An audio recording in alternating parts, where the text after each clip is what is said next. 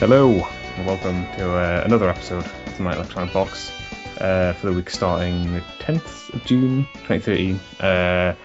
I'm here with Joe. Brad is, I don't know what Brad's doing. Brad's doing something. He's dead. Brad's dead. Okay. Brad's dead. He'll be back next week, though. Yeah. Um, hopefully. Yeah, I'm back. It's been like a month or something. Feels like a month at least. Finished exams, finished university for good, and now I'm jobless. You sound drained at this. You think you'd be happy. I'm just playing video games You all think day. you'd be like, so. fuck yeah. And instead you're like, man. Now I'm just enthusiasm unemployed. went after like a day. I was like, yeah, and then I was like, oh, well, this is cool, I guess, but it's not. I don't know. It's not all it's cracked up to be. Finishing uni. Yeah, I can relate to that. Can be a bit boring sometimes, but I suppose it gives time to play some games. But well, since Brad isn't here, I guess we're going to start with Joe. So go ahead, Joe. What have you been playing? I will go ahead. What did I play this week? Did I play anything new? I don't think so. Oh no, I did. Yeah. I haven't played much of it, but I finally got round to getting Ultimate Marvel vs. Capcom 3 this week. I had to import a copy from America for some strange reason. I have no idea why. But yeah, I could not find it online, like for the UK, which is quite strange. But yeah, that arrived a couple of days ago. I've been playing a fair amount of that. I don't really have much to say about it at the moment, mainly because I'm still trying to get my head around like how it works. Yeah. And the mechanics of it. I haven't played a Marvel game like up until this point, so I don't really know how similar this is to previous games like in that series. Like taking like other fighting games, for example, like Tekken, like fundamentals and mechanics wise, Tekken, is fairly similar across, each version since 5, I guess. So yeah, I've just been kind of grinding training mode, finding characters that I think that I like and think are cool. Even though I'm pretty much locked to Dante and Virgil for like 2/3 of my team. Yeah. Like they were always, that's one of the main reasons I wanted to play the game, to be honest. I just wanted to like have those characters and use them. So I'm really kind of struggling to decide on a third member. I don't really want to go like the Marvel route. I want to kind of stay with the Capcom selection. I want to have like a third member as, Capcom dude, but we'll see how that goes. But yeah, I've been playing quite a bit of that. It's really fun, but I just don't really get an idea if I'm doing anything wrong or right at the moment. Yeah, that's always a problem I've had with fighting games, I guess. Is just not like I know I'm having fun, but I don't know. Like I assume that like if I played anyone with any like who'd been playing the game for like a month or something, I'd probably just get destroyed because I feel like I'm just like I sort of like can get the basics of a fighting game down, but I can never get like, I don't know. It takes a long while for me to actually, get good at a fighting game, I guess. Yeah. I feel like I played a bit of Marvel vs. Capcom 3 because a friend had it, but never anything like serious, I guess. Oh no, I don't think I'll really get into it serious. Yeah. The only 2 fighting games I'd say I'm seriously into is Tekken Tag 2 and MK, but yeah, like Marvel's good fun. It kind of leads me into my thing I've been using the most this week is my Hitbox came this week in the mail, and for those that don't know what a Hitbox is, it's an arcade stick for fighting games, but it doesn't actually have a stick. It has 4 buttons that correspond to the up, down, left, and right directions. Did you see the picture I posted of it? Yeah, It's cool. So like what it looks like. Yeah. But yeah, I've been using that quite a bit. I've been kind of like going through like pretty much every fighting game I've got just to kind of test it out and see how it feels. On MK, it took a lot of getting used to, primarily because I've been playing that for 2 years with a controller, so going to a different configuration is going to take a bit of getting used to. I tried it out on Tekken. The good thing about it in Tekken is that individual execution it makes much easier. Like doing just frames, like backdashing, like stuff like that. It makes like the individual execution just so much more simplified. Like you can go into training mode and just kind of do consistent backdashing and electrics and just frames and all that other good shit. The thing where I found it most difficult to adapt to is actually taking that and using it in game. Like when I was just playing like the ghost battle in offline mode to just try and get a feel for using it like in a fight. Like doing it in training mode is to a certain extent useless. It's like, if you can do it like 100 times in a row in training mode, but do it one out of 100 times in an actual fight, then you can't really do it. So I found it quite hard to adjust to in Tekken. But the main thing I've been using it for is Marvel, because I haven't played Marvel before, and I've got no experience with Marvel at all. So I thought it'd be a pretty good game to kind of test it on as my first, controller, for lack of a better word, for that game. And I don't know if it's just me, having it as my first controller for it, but for Marvel, it actually feels really intuitive to play Marvel on the hitbox. I tried it for the very first time on the hitbox, and doing like the motions in it it's just really, really intuitive to use. Like I use like my two forefingers mainly for the directional inputs. And when you want to do something like down, forward, back, release.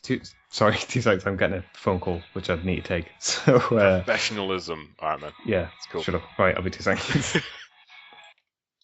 Sorry about that. Had to take a phone call. So cool. Little break there. Joe was regaling us with tales of hitboxes and Marvel vs. Capcom 3, I believe. I certainly was. What was I talking about? If I remember correctly, you were saying that it's good for all. Oh yeah, it seems good for it. The main thing that I'm finding the hardest to adjust to is having to press like the 2 buttons to jump, essentially. If you want to jump straight up, then obviously you can just tap up, but you very rarely do that kind of out of the blue in any fighting game. And having to do, although maybe you do that in Marvel a lot. I actually have no idea about that, so who knows? But, yeah, like having to press like, I don't know if you can remember much from the picture, but the actual the button like at the very bottom of sort of the area of like the face of the hitbox, that is actually the up button. So it does seem kind of weird for the up button to be at the bottom of the configuration at first. But it actually works quite well because how I have my hands on it, I have like my kind of 3 middle fingers on the actual 3 directional buttons, and then my right hand is on like the regular face buttons, like 1, 2, 3, and 4. And like you can kind of do the up button with either thumb. Really, it's just a case of which you feel most comfortable using. And I prefer it to have it on my left hand. That way, I can use my left thumb and my left index finger to kind of press, like up and forward, and then my thumb and ring finger to do like up back for like jump backs and stuff like that. So, like so far for Marvel, it feels really comfortable to play on. I've tried it a couple of times with a pad, and I really couldn't imagine playing Marvel on a pad. There's something about the way the directions work in it, like, to do your kind of directional inputs, like the quarter circle motions and like the full like half circle motions. They feel like input wise on the hitbox, they feel very, very similar to like backdashing or wave dashing in Tekken. So that was pretty easy for me to get a good feel for that. But so far, like Marvel I'm just kind of scratching the surface. I really want to try and look for like a basics tutorial introduction for Marvel. Because I don't really get the systems in it. Like I don't really get like how the assist system works and like the juggle system. Because I watch Marvel streams quite a lot because it's just kind of fun to watch. It's a very kind of flashy and entertaining game to watch. And the kind of juggles and combos I see like the best players do, I'm like, holy shit! Like they get like 90 hit combos. Like they launch a guy into the air and he's in the air for like 10 seconds, and like the most I've been able to get is like 40 hits. So it's I can't. What am I not like seeing here? What am I doing wrong? But yeah, like so far I think it's pretty fun.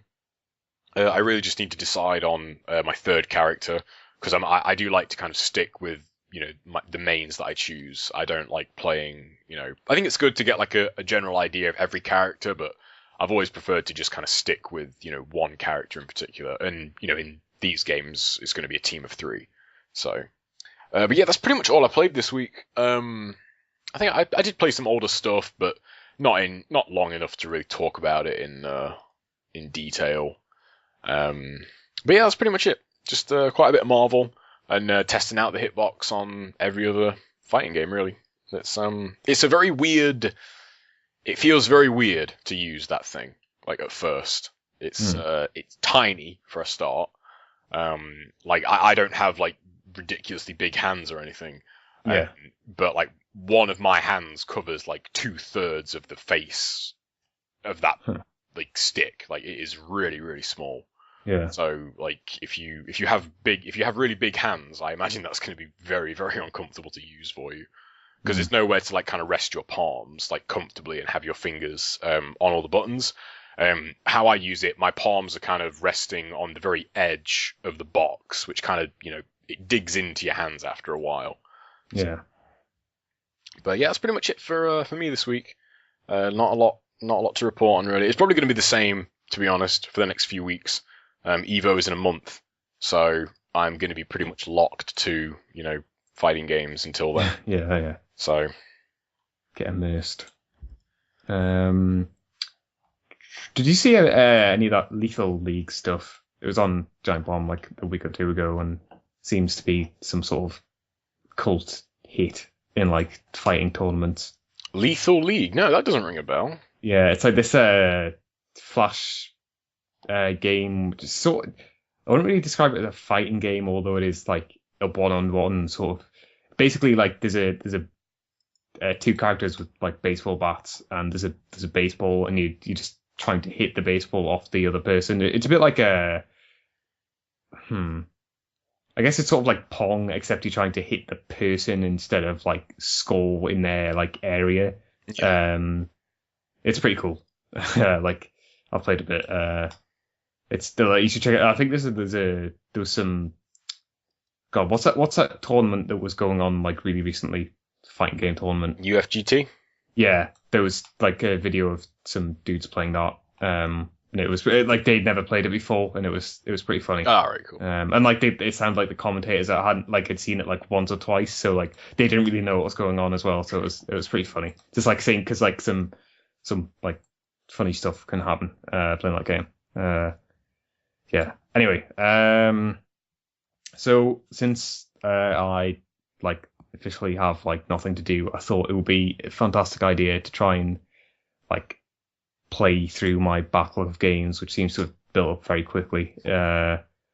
So I decided that I was going to complete like each one of them, and there are 22 games that I've counted, and that's just console stuff. Like I'm not doing Steam stuff just because I'm running on a laptop at the minute, and it wouldn't really be possible to play a lot of that stuff or fun at all, just because of frame rate stuff and whatever.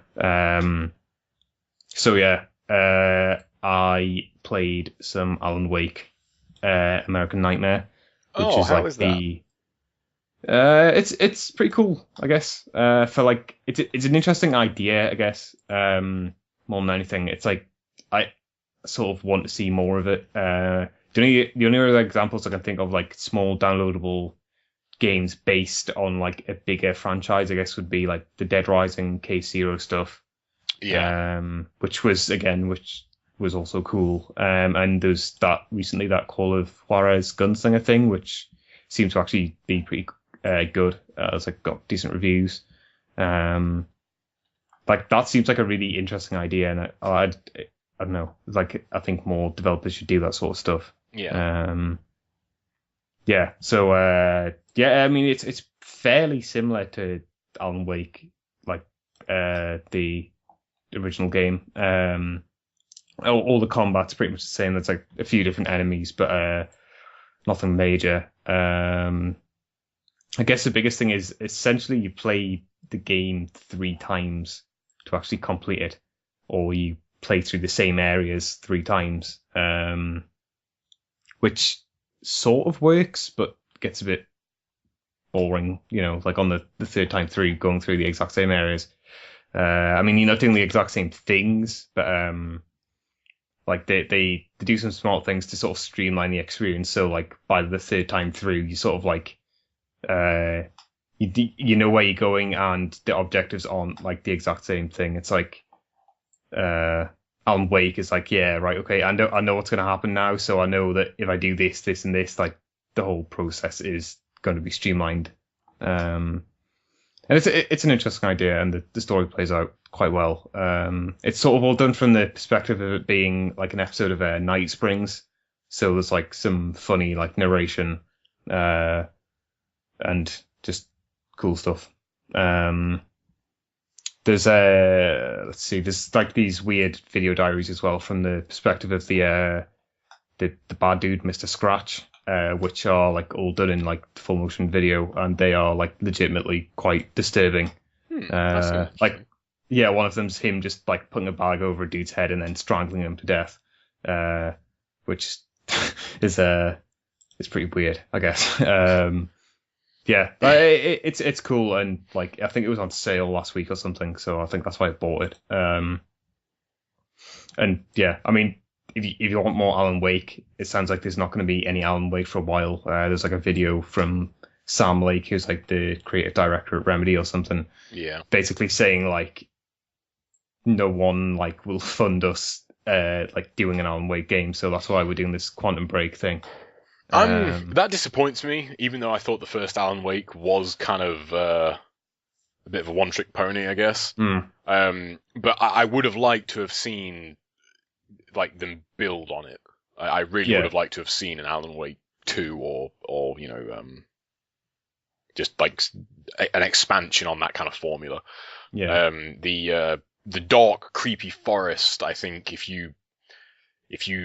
that is your bag, you should really play Alan Wake, because nobody does a dark, creepy forest quite like that. Yeah. And there's a distinct lack of forests in American Nightmare. It's all like it's in like Nevada, I think. So it's all sort of deserty. Like I think the first area is like a motel gas station thing. Then the second one is an observatory, and then the third one is like a drive-in cinema. Yeah. It's cool. It's not the sequel to Alan Wake, or at least I don't view it like that. It's like it's not really an expansion of the ideas or anything new or like a revolutionary. It's just it's just like, well, here we can sort of reuse a lot of the assets from Alan Wake and do like an interesting little story within that universe, but it's not, and like. It's basically DLC for Alan Wake, I guess, in like the spirit of say like Undead Nightmare or something like. I'm not 100% sure whether it's supposed to be viewed as like canon, like this is actually happening, because it is from this like perspective of it being like a Night Springs episode, but I think the implication is that Alan is experiencing all this stuff and he is in this episode. It's not just like he is like a weird what if Alan Wake was a Night Springs episode? It's like, no, he's actually in this episode. It's if you like Alan Wake, I'd suggest playing it. I need a bit of a refresher on the Alan Wake story, to be honest. I can't quite remember how that ended. Oh god. Basically he was like stuck in dock. Like he managed to get his wife out, but he was stuck, I think. Is that like the end of the DLC as well? So I really enjoyed the DLC. Yeah, the DLC I had a problem, like I didn't like the DLC because it felt like it was just like it didn't actually add anything. It was just like, here's this big sort of narrative circle. It's just like you start and end at the exact same point. It's like didn't really do that much. Like it explained a few things, but it didn't like progress the narrative, I guess, which is a bit of a disappointment. I'd have to play it again, I guess. It's been it's been a while. Like coming into this, it'd been so long since I played it. I haven't played through like the story of Alan Wake. Well, there's no multiplayer in it from scratch. Yeah. I haven't played through Alan Wake since it came out. So that was 2010, I think that came out. Yeah. So it's been 3 years now. Yeah. I mean, you can sort of play our American Nightmare without knowing that stuff, because it does like explain some stuff quite well, actually. And there's a load of like manuscript pages which basically Alan Wake's reading like stuff about the universe, like about certain characters, which is actually like super helpful for me because it'd been so long since I played it and I didn't really know what was going on when I first started it up. But so that was that's game 1 out of 22 down. 21 left to go.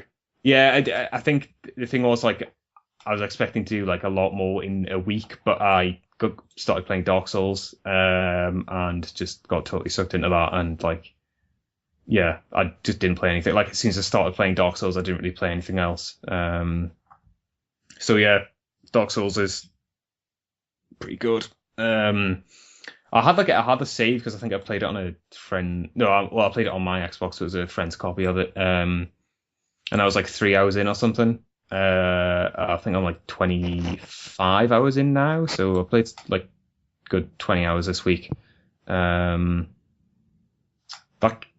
game's really fun. I think I'm having more fun with Dark Souls than I did with Demon's Souls. For one reason or another. It seems more gamey, I guess. Like, I don't know, it just seems more, and like the base combat seems more entertaining. I don't know how much has changed. I'd probably have to go back and play some actual Demon's Souls and find out. But I don't know, something about it is just, it's just more fun, I guess. Demon's Souls had its charm, but it was more like, I'm playing this because I hate myself and like I want to prove to myself that I can do this. Like, yeah. Dark Souls feels like it's got that element still. Like, there are like really tough parts of that game, but it's also like, this is just sort of fun to play, I guess. I feel like I've made actually quite a lot of progress. So obviously I sort of wish Brad was here because he'd know what I'm talking about. But I've beaten at like 6 or 7 like bosses since like starting at the start of this week, which it seems like a lot. Beat Ornstein and Smo and the Four Kings, which, if you know Dark Souls, you know they're like pretty notorious fights. And I did die quite a lot actually trying to do those, but that sounds kind of natural in that game. Yeah. I got does it feel fair? I think that's that's the main thing that I've never heard like a good argument for it being like, I don't want to say cheap because I've never played it, but no one's ever really given like a good kind of breakdown of that. Like, is it fair? Like, you know, when you say you die a lot, like, do you die a lot just because you die like in the blink of an eye, or do you die a lot because, you know, you get outplayed because you just don't know enough and you have to learn? I would say that it is on, like, for the most part it is fair. There are times when it feels like there is like just legitimate bullshit that you can just call out and say like, no, like, you can't do that. But even some of that is sort of negated by like, there's all the like, I don't know if you've seen any footage, but there's like, one of like the main components is like players can leave messages on the floor which other players can see. Yeah, I've seen that. Yeah. So like, you know, someone else playing in a different like, it's not all like there's loads of players in the same world. It's like, I guess, phantoms or ghosts of these other players who are also playing at the same time but not like in your world, can leave messages which like everyone can see. Well, nearly everyone. I don't want to get into the systems because some of them are weird and I don't even fully understand them, so I'm not going to like embarrass myself by saying stuff. But like you can leave messages and like say like, watch out because some bullshit is going to happen here if you just walk in blindly. And I guess that's one of the lessons, is just, you've just got to be patient and not run into a room and just be like, oh, there's nothing bad in here, and then suddenly you die and be like, oh, it's bullshit. It's like, that's like one of the first lessons, is just be patient. And I suppose the way they give you that lesson, if you've seen the Dark Souls quick look on Giant Bomb, which is hilarious, I'd suggest you watch that even if you're not in a Dark Souls, because it's Matt Rory playing and he's a funny guy. There's a bit fairly early on in the game, about an hour or so, where you're just running across a bridge, and there's quite a few enemies, but they're like low level enemies. You can deal with them quite easily. So you just run on this bridge and it's fine, and then suddenly a dragon just comes out of nowhere and like breathes fire all over the bridge, and it's pretty much guaranteed to kill you. Yeah, I've heard about that particular part.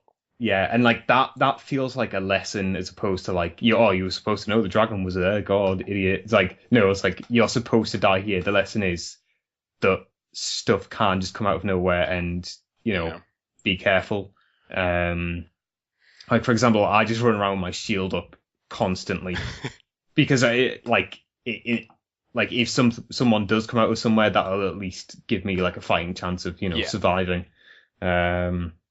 I mean, it doesn't work all the time. There's stuff like there's I had a pretty bad encounter with these things that drop from the ceiling, and like if you're standing directly underneath them, they'll like swallow you up and like take off like 90% of your health.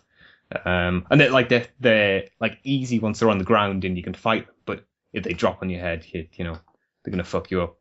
Um, yeah, I would say it is fair that the only like massive issue I have that game is people can invade your world, I guess. And basically it turns the game into like PvP.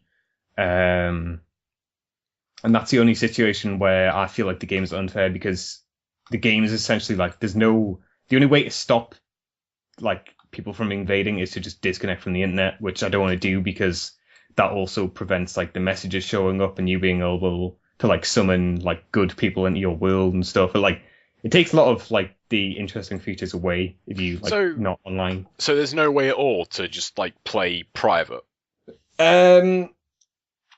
Apart from like disconnect. Not as far as I know. I mean, there might be. Again, like there are a lot of systems in place that potentially could prevent people from invading.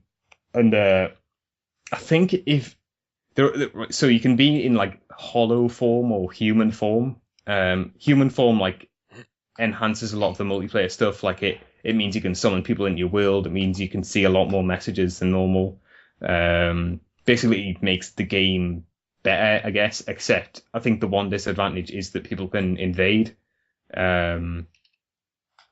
So I think if you're not in human form, people can't invade your world, but it's still a bitch. Yeah. Because you want to be in human form because you need like it has all these benefits and because it's another person on a different internet connection, like there's lag which comes into play and this guy's like played like a million hours more of Dark Souls than me, so he's obviously going to be better, and he has like this ridiculous weapon or whatever. It's like that sort of stuff that sucks, especially when it's like you do like this long run up to a boss fight. You got to kill like a bunch of enemies, and if you get killed, you go back to the bonfire, which is like the checkpoints, I guess. Yeah. It's like, I've killed all these enemies. I'm about to fight the boss. Oh no, this guy's invaded. Oh, I died. Okay, well now I've lost all my souls. I lost any humanity I had stored up. I've got to, go back to the bonfire and try and, not die and get back to where I died and, retrieve my souls, which is a big part of Dark Souls and Demon Souls. That's the part I don't like, but that's only happened like twice to me where I felt like, oh, this guy's invading and really fucked me up and I sort of want to stop playing now. Other than that, it's been pretty fun. Well, maybe not fun, but I don't know, interesting, entertaining, I guess. Yeah, like that game's really cool, and I can see why people put like 5 million hours into it. It's got I think it's got a new game plus and a new game plus plus. Isn't that just kind of new game plus though? I mean, if you're going into I don't want to say anything. Oh, okay. I'm just thinking, like, logically, New Game Plus is, carries everything over from a new game. New Game Plus would just be carrying over everything from your New Game Plus, which is just the same thing as New Game Plus. I think the distinction's there because you can't go further than New Game Plus because it's got to scale all the enemies and then it would I see. So it'll like scale. Yeah, like your level carries over and all the enemies get tougher. And okay. I think that's why that distinction's there. So I don't know how far I am through the game actually. I feel like I've done a lot. So I might be on my way. I might have it finished by next week, or I might have it finished in like 2 months, something. I don't know. I just want to complete it once. Like I probably will do New Game Plus because it is a really cool game. But that's another game that's on my backlog and I've be meaning to play. And I do want to finish Demon Souls as well, but this is a boss fight that I'm stuck on at the minute, and like it sort of sucks, and I'm really bad at it, and like I don't know. Like Dark Souls has a lot of, I don't know, has a lot of ways of like getting through boss fights, which like because you can bring other people in your world and stuff, and they can help you with boss fights. And I can't remember whether Demon Souls has a lot of that stuff, and I mean all that stuff just like you might have been able to like do the boss fight. It's just you really can't be bothered because you know try it like 10 different times and die every single time. And it's like yeah, I could probably do this if I just hit my head against a wall like 100 times. So I'd much rather bring someone else in and they can help me because they've probably played this game like way more than me and know what they're doing. And like I can't remember whether Demon Souls has any of that stuff at all. Like I mean, it could be completely wrong, could be very similar, but yeah. Well, that's one of the games I'm dreading. That's on my list. It's Demon Souls because I really want to play these games just because the challenge of them is something that appeals to me. But yeah, like at this point, I don't think they'll ever be hard enough. Like like with the amount of things I've heard about them. Yeah, like, I mean, I don't think that. I don't want to say they're not hard. It's just that if you can understand what I mean. What's the story? Like no one. What's the story? The story's sort of weird, and yeah, I think a lot of people get into the lore and they're like, oh yeah, like I haven't, but I think there are people who sort of get into it. It's an interesting world, I'd say. Maybe not like the best story per se, but it is like an interesting world. There's like some decent characters and stuff. It's just I don't think that's ever been the main draw. But, yeah, the challenge definitely appeals to me. If I can get a feel for the combat, like the slow combat has to be very, very particular for me to like it. Yeah, I don't like. I'm just not a fan of like slow paced combat. Like it's just. I mean, I wouldn't say the combat's slow. It's just all that animation priority stuff that like. Yeah, but I mean, there like Devil May Cry and Ninja Gaiden do that, and then yeah, I know. They're fast. Like Devil May Cry is a completely different. I mean, like if you, I mean, it's something that you're not really going to know unless you've played a lot of those games. But speaking as someone who has played a lot of those games. They are entirely built around knowing like the animation properties of every single move in the game. It's just that the animations are like, really, really, really, really quick. Like, I'm not saying that it's bad to do it the other way. I mean, Shadow of Rome is a pretty good example now that I think about it. That's got fairly slow combat, compared to like pretty much any other action game you'd care to mention. But it's very strategic. Like the combat in Shadow of Rome, I've said it many times, like literally is one of the best combat systems I think that's ever been made. It really is just really fucking cool, and the strategy it has to it is really interesting. And that is fairly slow. There's a lot of like slow wind up animations that you really have to know like every single frame to them if you want to parry them or block them or evade them.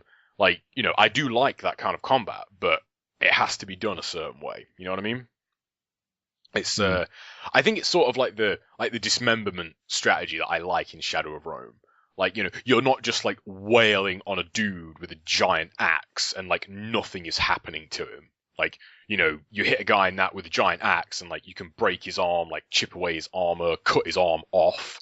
Like, and that dramatically alters the way the enemies behave. You're not just beating the shit out of a dummy, with a big sword, if that makes sense. Yeah. Like there's a point to, why you're doing what you're doing.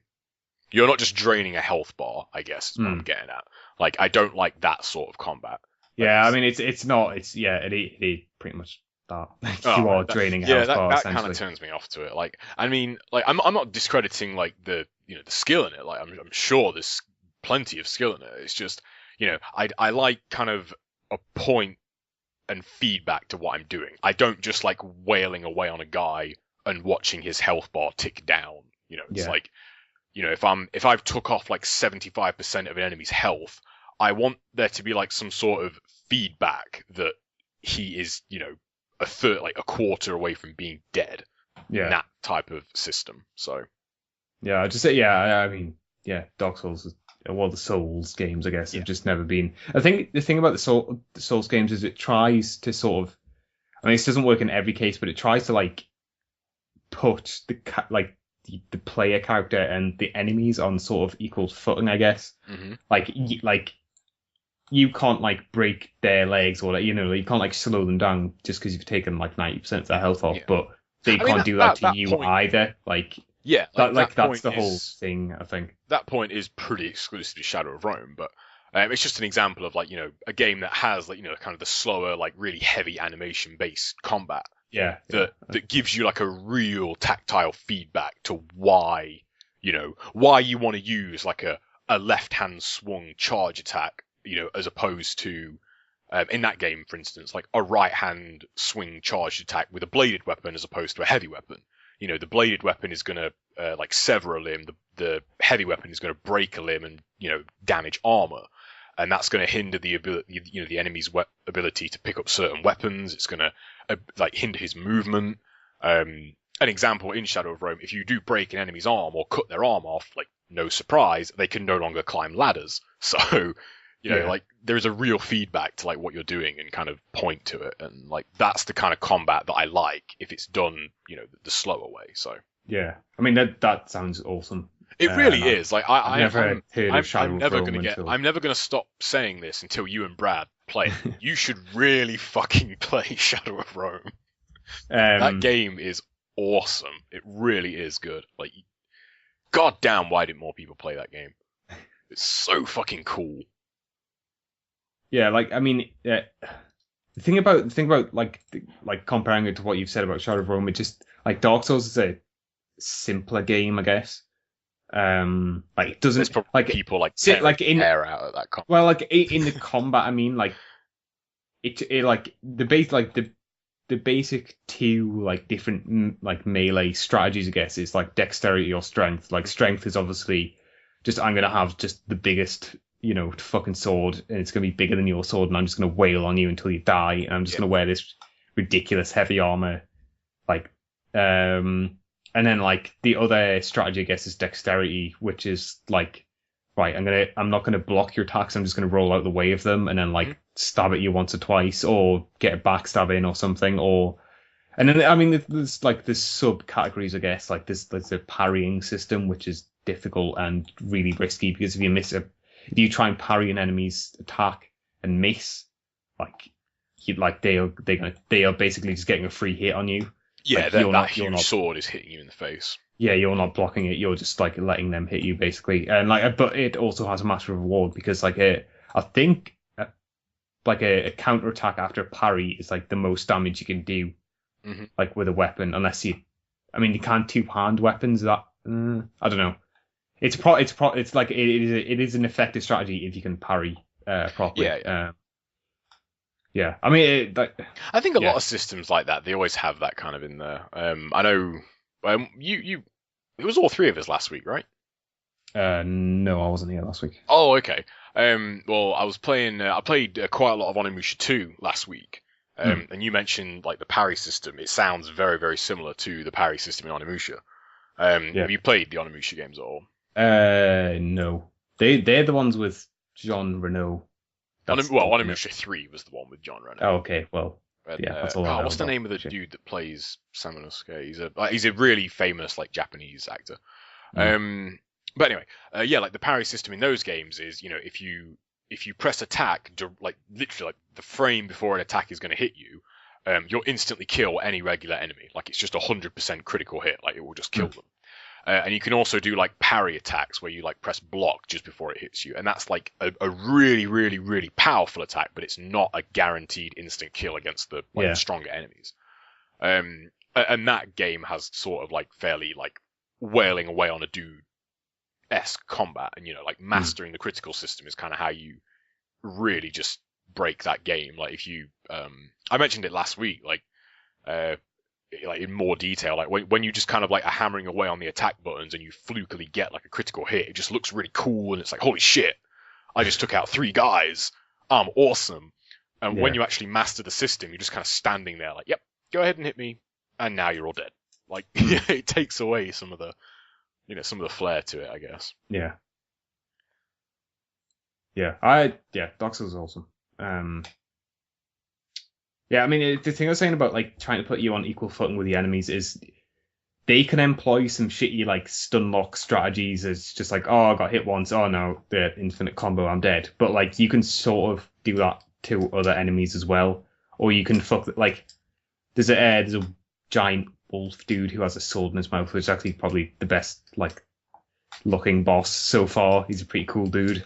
But like if you just like run up to him and get like under his legs, there's very little he can do. He has like a jump that he can which will do a little damage. Like he'll try and like jump away from you, but like if you can get into his legs and just start wailing away, you will you'll mess him up.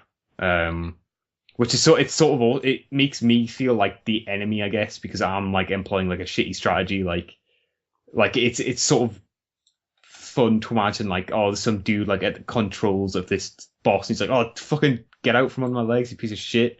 Like that's so, I don't know, like it does try and like anything an enemy can do, you can sort of do as well. Like you can sort of be shitty, like you can knock down an enemy and just stand over them as they get up and just wail on them. It's like, yeah, I pretty much just stun locked you right there. Like fuck you. Yeah. I think that's okay. I think like if you can kind of give as good as you get in terms of like cheap shit, then yeah. Like, as long as it like doesn't stray into kind of broken territory, then yeah, like I think that's okay.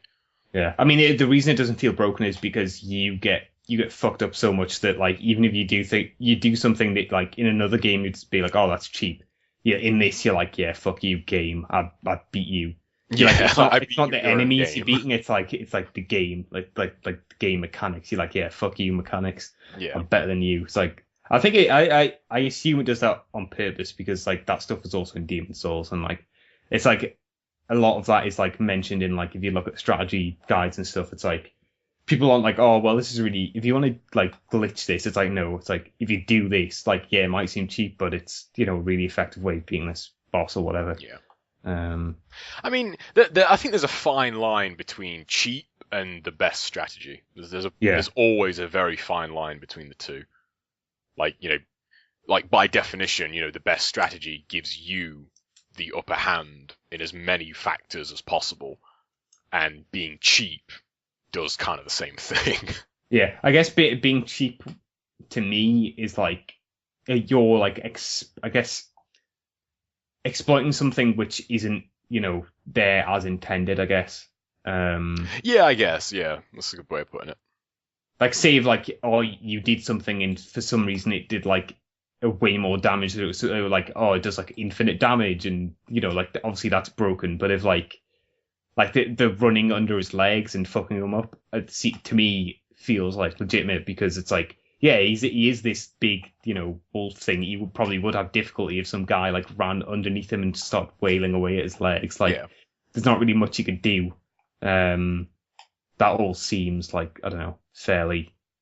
It's like it's meant to be there, I guess. Yeah. It's like camping in a first-person shooter.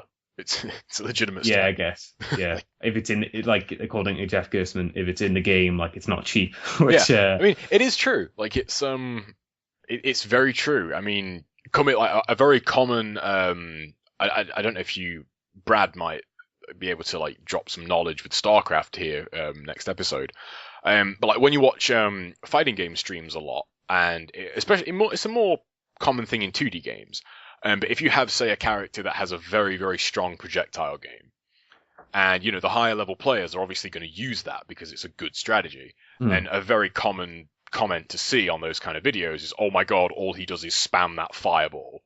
Yeah, and it's like you're not strictly wrong, but like this dude is playing to win, like and that is in the game, and he is not cheating. He's just using something that is in the game, and also there is very likely something like an effective counter against that. Like there will always be something that the opponent can do to get around it. I mean, that's kind of fighting games all over.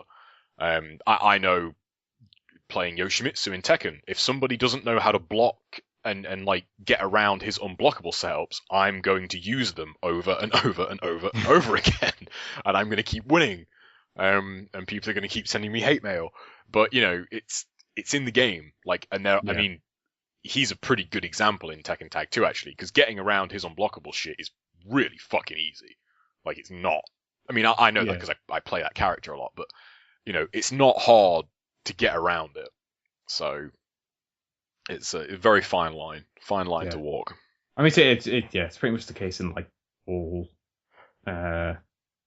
games. Is competitive games. I'd say it's like for every like cheap strategy, there's usually kind of like I mean, it depends, I suppose, on the tightness of the game and like do these mechanics actually work as intended. But like generally, if there's a cheap strategy, there's probably like a better counter strategy which like these people won't be able to deal with at all. It's like I think that's what borders. That's when you get into cheap. If there's no way to deal with it, then it is cheap. Yeah, it's like because I can't do anything about this. Like that is cheap. So, and I guess to the degree of which you can do something, but that's a different topic. Yeah. Well, I mean, if you can't, execute this counter strategy, that's down to you. But I mean, if the only way to get round it is, to be like, if you have to do something like beyond the realms of possibility to get around, then like that's when the design kind of shows it like its flaws, I guess. Yeah. So yeah, that's Dark Souls. That game's cool. I would be interested to see them do like a full on multiplayer version of that game, like whether it's like proper like co-op or like proper PvP. I mean, it's that stuff is in there, but it's not like easily accessible. I guess you can't just like go, all right, I'm gonna like let's run around co-op with my friends. It's like no, like these specific areas you can summon certain people, but you can't really oh, I'm gonna summon Brad to play some Dark Souls. It's like no, I'm gonna summon this random person, and maybe he's great or maybe he's terrible. But for the most part, that co-op stuff's actually been like probably some of my best online experiences ever, because it's just like I think there's like a certain, I guess because of the way that game is and like the sort of people who play it, there's a certain like etiquette, I guess. Yeah, like we're in this together, sort of. Yeah, like mentality. Especially the co-op stuff. It's like people will come in and like do a little bow, and then you'll fight the boss, and they'll disappear, and then you send them a message saying thanks, and they'll send a message back, and it's like it's all very cordial. I guess the PvP stuff is almost the opposite of that. I mean, there are people who try and be like respectful. It's like, right, I'm going to invade your world, but like I'm going to let you like beat all these enemies first, and then we can have a manly duel. Like they take the equivalent of a glove out afterwards and slap you. Yeah. They're like okay, right, let's like they're not going to fuck around and be all dickish. They're going to try and like have a proper fight with you. What you're saying. Yeah. They fight with honor. But I mean some of the people that I've had invade me are just dickheads, basically. Like you'll be because like them invading doesn't like change anything in the world. Mm-hmm. Like you're like all the enemies, like the computer controlled enemies are still there. So like you could be in the middle of fighting like a tough enemy, and like then they just run up behind you. It's like, oh, backstab. Oh. Yeah. Like, oh well, you could have waited until I fought that guy and made sure like the area was clear. It's like, those people suck. Goddamn dishonorable motherfuckers. Yeah, but it's good that they are like in the minority, I guess. Yeah. I mean, those type of people always are. Yeah, that's like I think that's the most you can expect is like those people being in the minority. Like, I mean, they are always going to exist, but yeah. Until we have like a filter that just like works. Yeah. Again, don't want to get into systems because they're all crazy, but there are ways that you can like lessen the amount of invaders you have, and it's all crazy. Like I said, I don't fully understand it myself. I'm gonna have to do more reading up on it, because it is slightly annoying having people invade and fuck you up when you're in the middle of doing something like difficult. But it seems like there are ways of lessening like the amount of people who come in and stuff. But that's Dark Souls. Hopefully I'll have it finished by next week. Because I do want to get into some other stuff. I'll probably bring up the actual list now that I have. How did you carry on with Dust at all? I think it was you. That's in my backlog now, so that's gonna be something. Okay. Gonna have to. I bought the Steam version. I might play through that tomorrow. Did that come out on Steam at like the same time, or was that? Oh no, that was a fairly delayed right, okay. between the two. I think it came out maybe last week or the week before on Steam. Okay. So let's see: Alpha Protocol, Dragon Age 2, Lost Odyssey, Resonance of Fate, Space Marine, Saint Twisted Shadow Planet, Darksiders, Banjo-Kazooie Nuts and Bolts, Is that Darksiders 2? No, just Darksiders 1. Oh, okay. Banjo-Kazooie Nuts and Bolts, God of War 3, Persona 3, Fatal Frame, Condemned 2, Demon Souls. Have you not played through God of War 3 yet? No, that was. I think I'm fairly sure I talked about it on here. It's like I played God of War. My plan was to play like 1, 2, and 3 in quick succession because I'd never played them before, and like I got totally burnt out on God of War 3. Like I got like 3 hours in, and it was just like, ugh. Yeah, I don't think they're. I don't want to still be playing God of War, so I'm gonna go back to that. Yeah, I mean, I really like God of War 3. I think that's. I think it's valid, like the comments about it not really evolving much, but I think there's a hell of a lot to be said, in my opinion at least, for that game actually, for like the finale of a trilogy, like delivering on what it set out to do. Like it might not have like reinvented the wheel or anything like that, but when you get to the end of that game, you know, you feel satisfied with like, you know, what you were going towards this entire time, and I think that was criminally overlooked in that game. Yeah. So.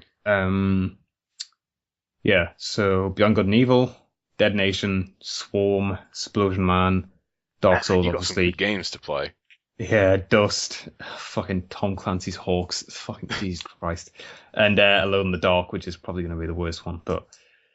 Is that the new Alone in the Dark? Yeah, that's the 360 one, which I think again I played like 2 hours of it. I think I talked about it on here. I remember I think it had some interesting ideas, but it was graphically terrible. The voice acting was horrible, and the interesting ideas weren't enough to balance out the terrible ideas. So that's going to be really fucking fun to play. Yeah. So not to like pimp myself out, but I am like running a blog on this, so on Giant Bomb, beating the backlog, which actually I need to update today because I'm doing it weekly.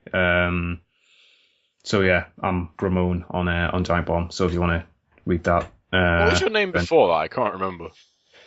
It was just Johnny7992. Oh, okay. Yeah, it's been a while since it's changed. Yeah, so I am going to kill myself with video games. Before the new consoles come out. That's a good way to go, man. Yeah. I wish I had a giant backlog to get through. Yeah, I don't know. It is sort of fun, like interesting, like going back into games that you sort of don't want to play. I guess it's like, I'm going to sort of force myself to play this because you like end up like discovering like, you know what, this game's not bad. I actually quite like this game. Like I wouldn't have played this unless I'd like done this list and whatever. Yeah, I guess I don't really. I don't have much of a like patience span when it comes to games though. Yeah. I mean that's I used to, and that's gone, and that's why I have this ridiculous list of games. It has to be like Deadly Premonition levels of what the fuck to get me to to get me to really like force my way through something. Yeah. Or like Rogue Warrior levels of like artistic shit that, you know, I just have to see it through. Yeah. And so bad it's good. It's so bad that it's so bad, and it's just so bad that you just have to see everything. It's like Rogue Warrior. That game is just so bad. It's just pure garbage. But, you know, it's yeah. I cannot say that I wasn't entertained while Rogue Warrior. Oh god. So I guess with that out of the way, some news. Not a massive list of news, but some important stuff happened, I guess. The Xbox One poll gets deeper, and yeah. So in the wake of like, I guess, journalists and people apparently having like crossfires about all these weird Microsoft policies regarding the Xbox One, they came out with these 3 like articles, I guess, basically trying to like clarify exactly what their policies are. So they talked about it was digital rights management, privacy, and something else. God, Yeah, they did. I can't remember what what's the other something else topic? was though. It's like unless DRM was like split into two. I think it might Privacy have was been, actually, definitely yeah, one of because I them. think there's like DRM and there's like the used game shit because Which, the way they've explained it, like it's actually.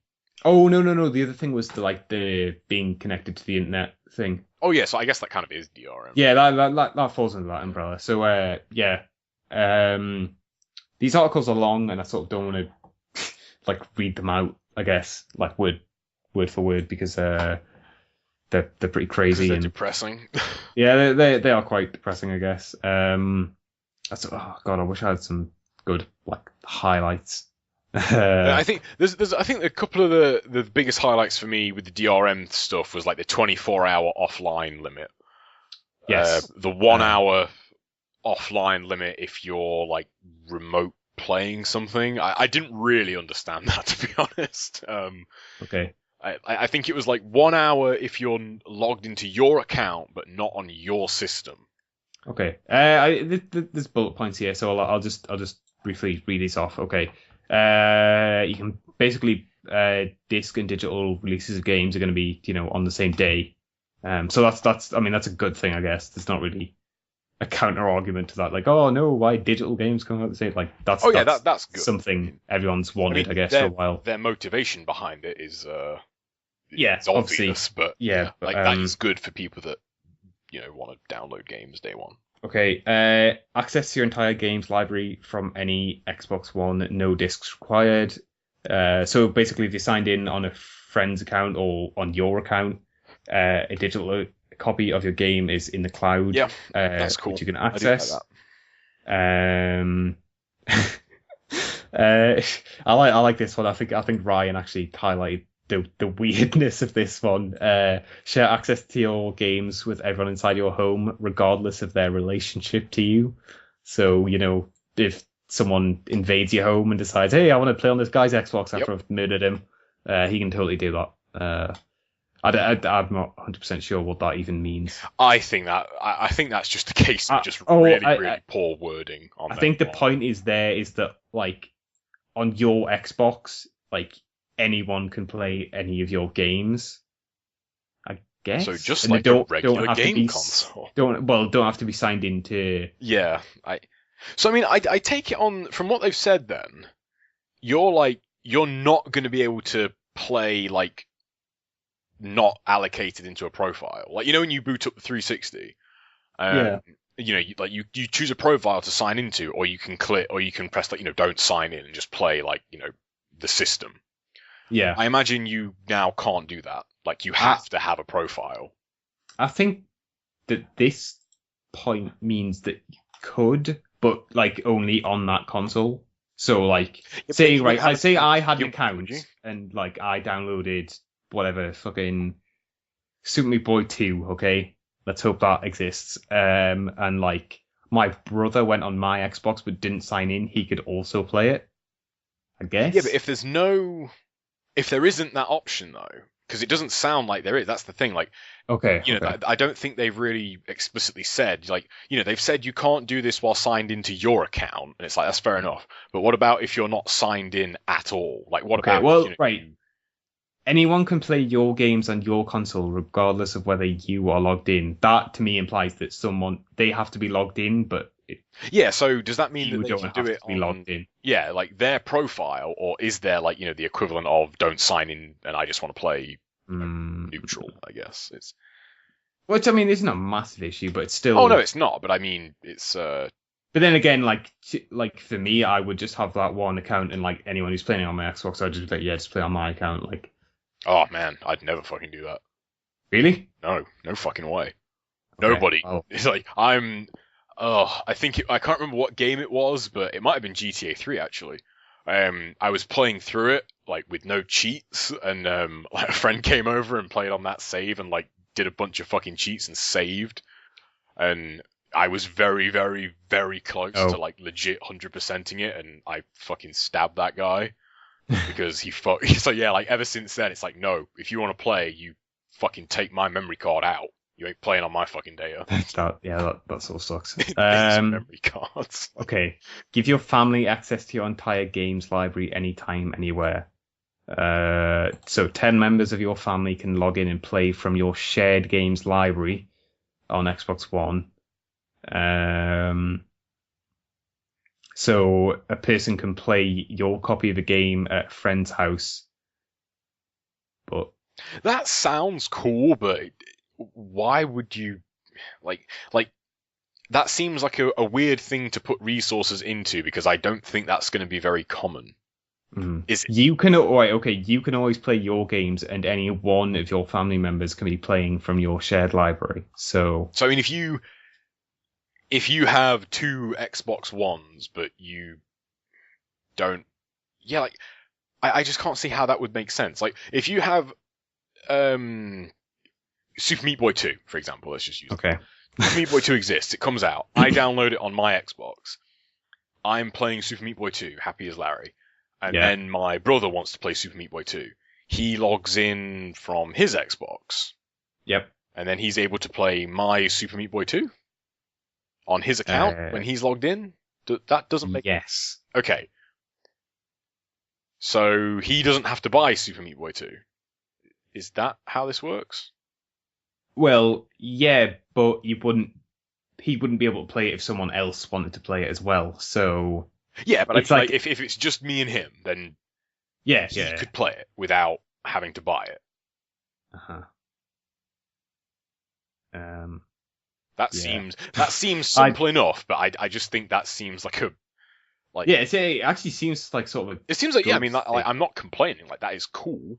But because say my brother wanted to borrow a game and bring it over to his friends, I'd be like, no, well, I want to play it at the same time, but you can borrow it technically by signing in. It seems cool. Just not a bad thing, just not something that maybe a lot of people will use. Yeah, so I mean, I guess that's okay. It's the 6-axis of the new Xbox. Actually, no, because the 6-axis was garbage. So. Okay. That's not trade in and resell your disc-based games.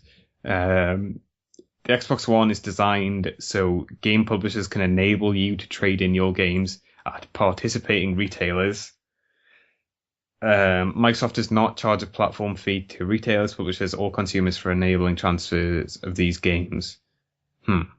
Surely, retailers are not going to dispute that. Because that sounds like you buy Halo 5. Yep. You play it. You think Halo 5 is garbage. You want to go trade Halo 5 in. You go to Game. Sorry, mate. Microsoft hasn't... I mean, the first-party game, not really applicable, but for the sake of argument, the publisher hasn't, agreed to have this game traded in, so you can't trade this in. Then that game is useless. You just have to... you can't even really sell it to a friend, because if there's the whole used game fee, then they'll just have to buy it from you and then pay the used game fee anyway, so they might as well just go and buy a new copy. I really surely no game store is not going to. Well, unless the thing it says about participating retailers makes it seem really dirty, because I can imagine Microsoft being like, right, okay, here's this money. You are now a participating retailer. This, the potential loss that you will take on, however many used games not being able to be, traded in or whatever, will be, relieved a bit by this money, and, publishers also will be able to charge a fee where they see necessary, which I imagine will be 100% of the time. Yeah, and this whole thing with used games is something that I don't really give a shit about, to be honest, because I don't really buy used games, but it is definitely something that has kicked up quite a stink. People crying foul at, I want to be able to pay £8 for a game and not give any money to the publisher, which seems to be that's the biggest complaint I've really heard, to be honest, is people whining that I'm no longer going to get really, really cheap games. But this just seems really strange that I don't think they're doing a very good job of explaining it. Either that, or we're just dumb. But they don't seem to be doing a good job of like just kind of splitting it down the middle and being like, this is how it is, this is how it works. These are the conditions behind it. Third-party publishers may opt in or out of supporting game resale and may set up business terms or transfer fees with retailers. So that doesn't say anything about. I mean, if they that doesn't say anything about like consumers being charged fees. Yeah, so, but if they can set that up and get money from it, then it is in their interest to do it. It's just they are still going to take a hit because the used game is obviously going to be cheaper than buying it new. Well, they're not going to take a hit because they are going to sell the game new anyway, and then they're going to take a hit between like. They are going to make more money than they were previously, I guess. Well, yeah, I mean, but before that's because they weren't making any. So I mean, like this is probably maybe not the best way for consumers because it might end up driving up the price of used games, and then it's just the used game market dries up, and then it's just all new games, which maybe is the whole point of this thing. Yeah, I mean, I think sorry, go on. Like for retailers, well, I mean. Probably more for publishers, it's probably the best way this can be done. Yeah, definitely. But I think if you look at like kind of the way the game market has changed pretty rapidly, I mean, like the retail game market, it's changed pretty rapidly over the past 2 to 3 years. Like I think the used game market's days are numbered. Like they're gonna figure out a way around it. Like they will. They're working hard at it now, and you'll never really be able to fully eliminate somebody selling something that they bought. You're just never going to be able to eliminate that. But like the used game market, like I mean, say if you did this 10 years ago, like say if the PS2 was like, oh, no used games, like you can't play a secondhand game on it. The industry was completely different then. It just wouldn't have been able to do it. So. I think the used game market, maybe it's something that's blown out of proportion a little bit. Like I don't know that many people that buy a ton of used games. Like, they just wait for them to get cheap. Like they just wait for them in a sale or something. Like, they still buy them new, but they wait for them to be like 30 quid or like like a 10% off. Like even if it's just a little slice off the full 40 quid price. Even if it is just like 15% or something. They're still buying new. They're just not buying day one, which is obviously what they want people to do. And this is the last point on licensing, I guess. Xbox One is designed so game publishers can enable you to give your disc-based games to friends. There are no fees charged as part of these transfers. There are 2 requirements. You can only give them to people who've been on your friends list for at least 30 days, and each game can only be given once.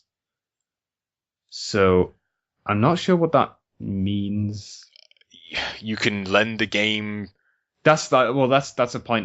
Does that mean lend, or does that mean like permanently? Like, oh, you can have this game. I don't play it anymore. I give your games to friends, not. Yeah, I don't. We don't seem to be the only ones that can't make like tales of this. But I think that is. I have Super Meat Boy 2, for example. I play Super Meat Boy 2, Game of the Year, 2014. I think Super Meat Boy 2 is awesome. I say, hey John, you should play Super Meat Boy 2. It's awesome. Here it is. You've been on my friends list for longer than 30 days, so you can play it without having to pay a fee for a specific amount of time, maybe. And then. But then, wouldn't I just do the shared games thing and just play it off your? Yeah, you would, wouldn't you? But for the sake of argument. I guess if you give it to someone, then you essentially also give them all that stuff, like all that becomes like their shared games thing, and like game. So then I can't say to Brad, hey Brad, here's this copy of Super Meat Boy 2. You should play this because I've already lent it to you. You've already lent to me, yeah. I suppose it really shouldn't be this. I don't think it's complicated. I think I think it's intentional, to be honest. I think they've just intentionally not explained it fully because if they explained it fully, people would be like, well, that's completely disgusting. Like the dirty secret, they want people to actually have bought the Xbox before they find out the dirty secret, which would make perfect sense, And I suppose that the last big point is Well, actually, no, there's a spin-off, but loaning or renting games won't be available at launch, but we are exploring the possibilities with our partners. So I mean that was pretty much expected, just because of the way all this stuff works. It's like that would probably be an impossible. I mean, if they work it out and have like they probably have to like register games as like this is a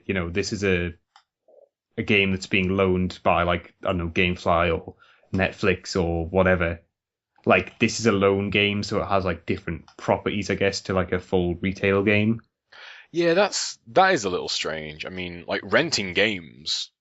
I mean, there's a lot of places that are kind of like GameFly for one, like Blockbuster. I mean, you can do it with Netflix too, right? Love Film, I think. Yeah, Netflix Love Film. Yeah, like so not being able to rent games at all, if that's the case, like you're taking away like a pillar of that service.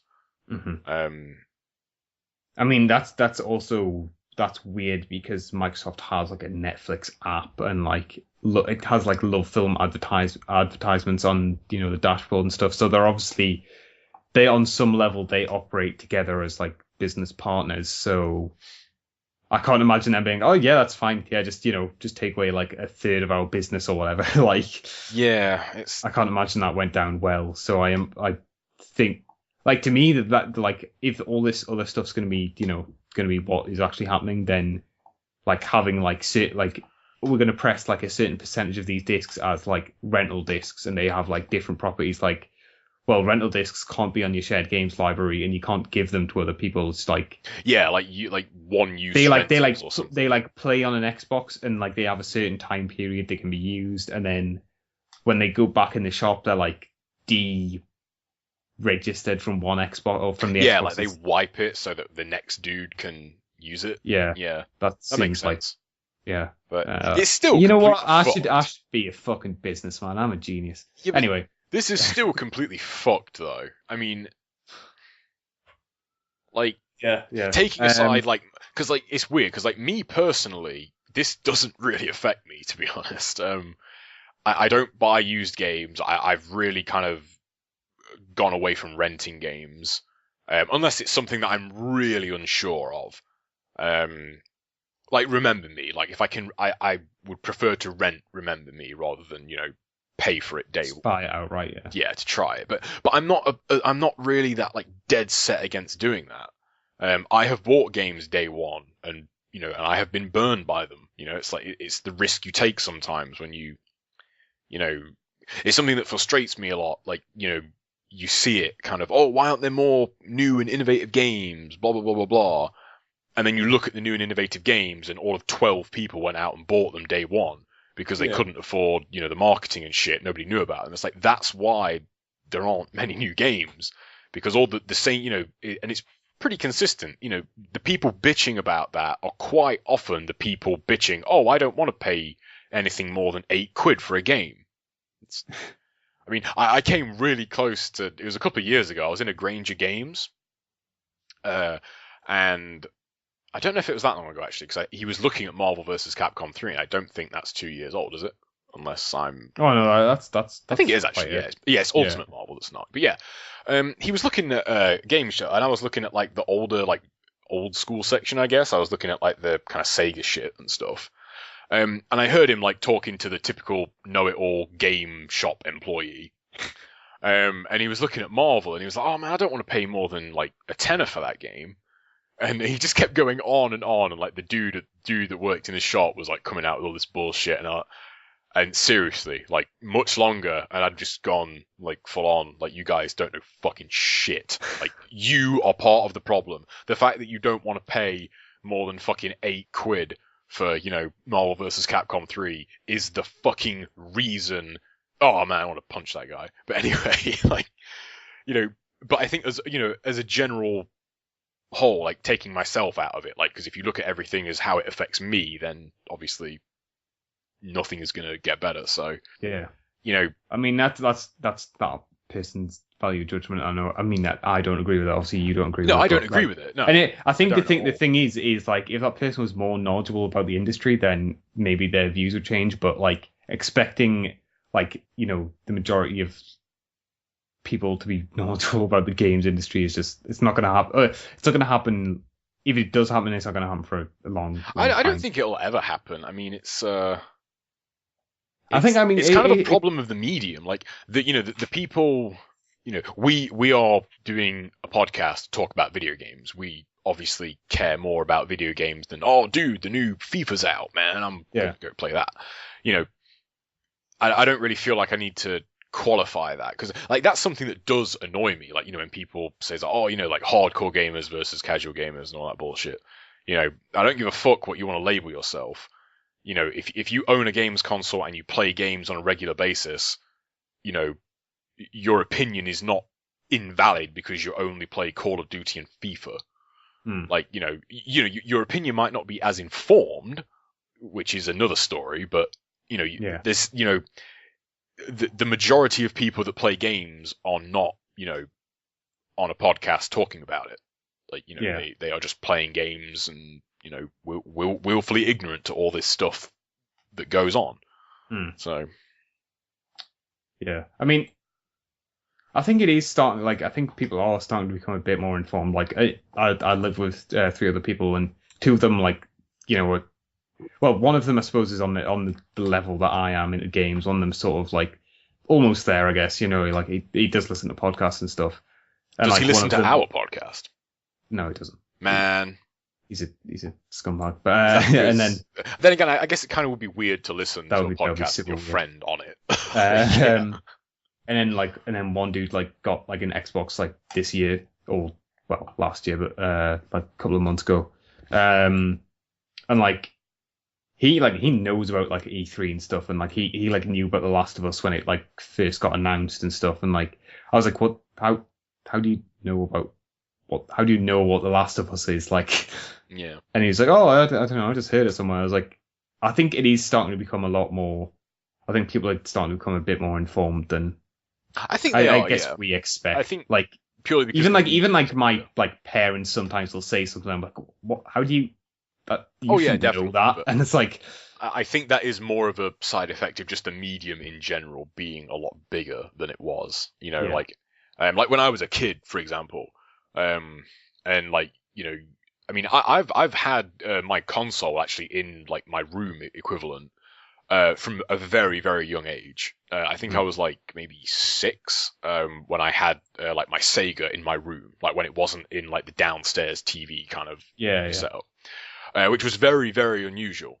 Like pretty much whenever a friend came over, they were absolutely gobsmacked that I had like my TV and my Sega. That was in my that room. was sort of the norm. When when I first got my PS1, that was like in my room straight away. That's because like never I'm like a fucking old man, like, apparently. But yeah, like, I see what you mean.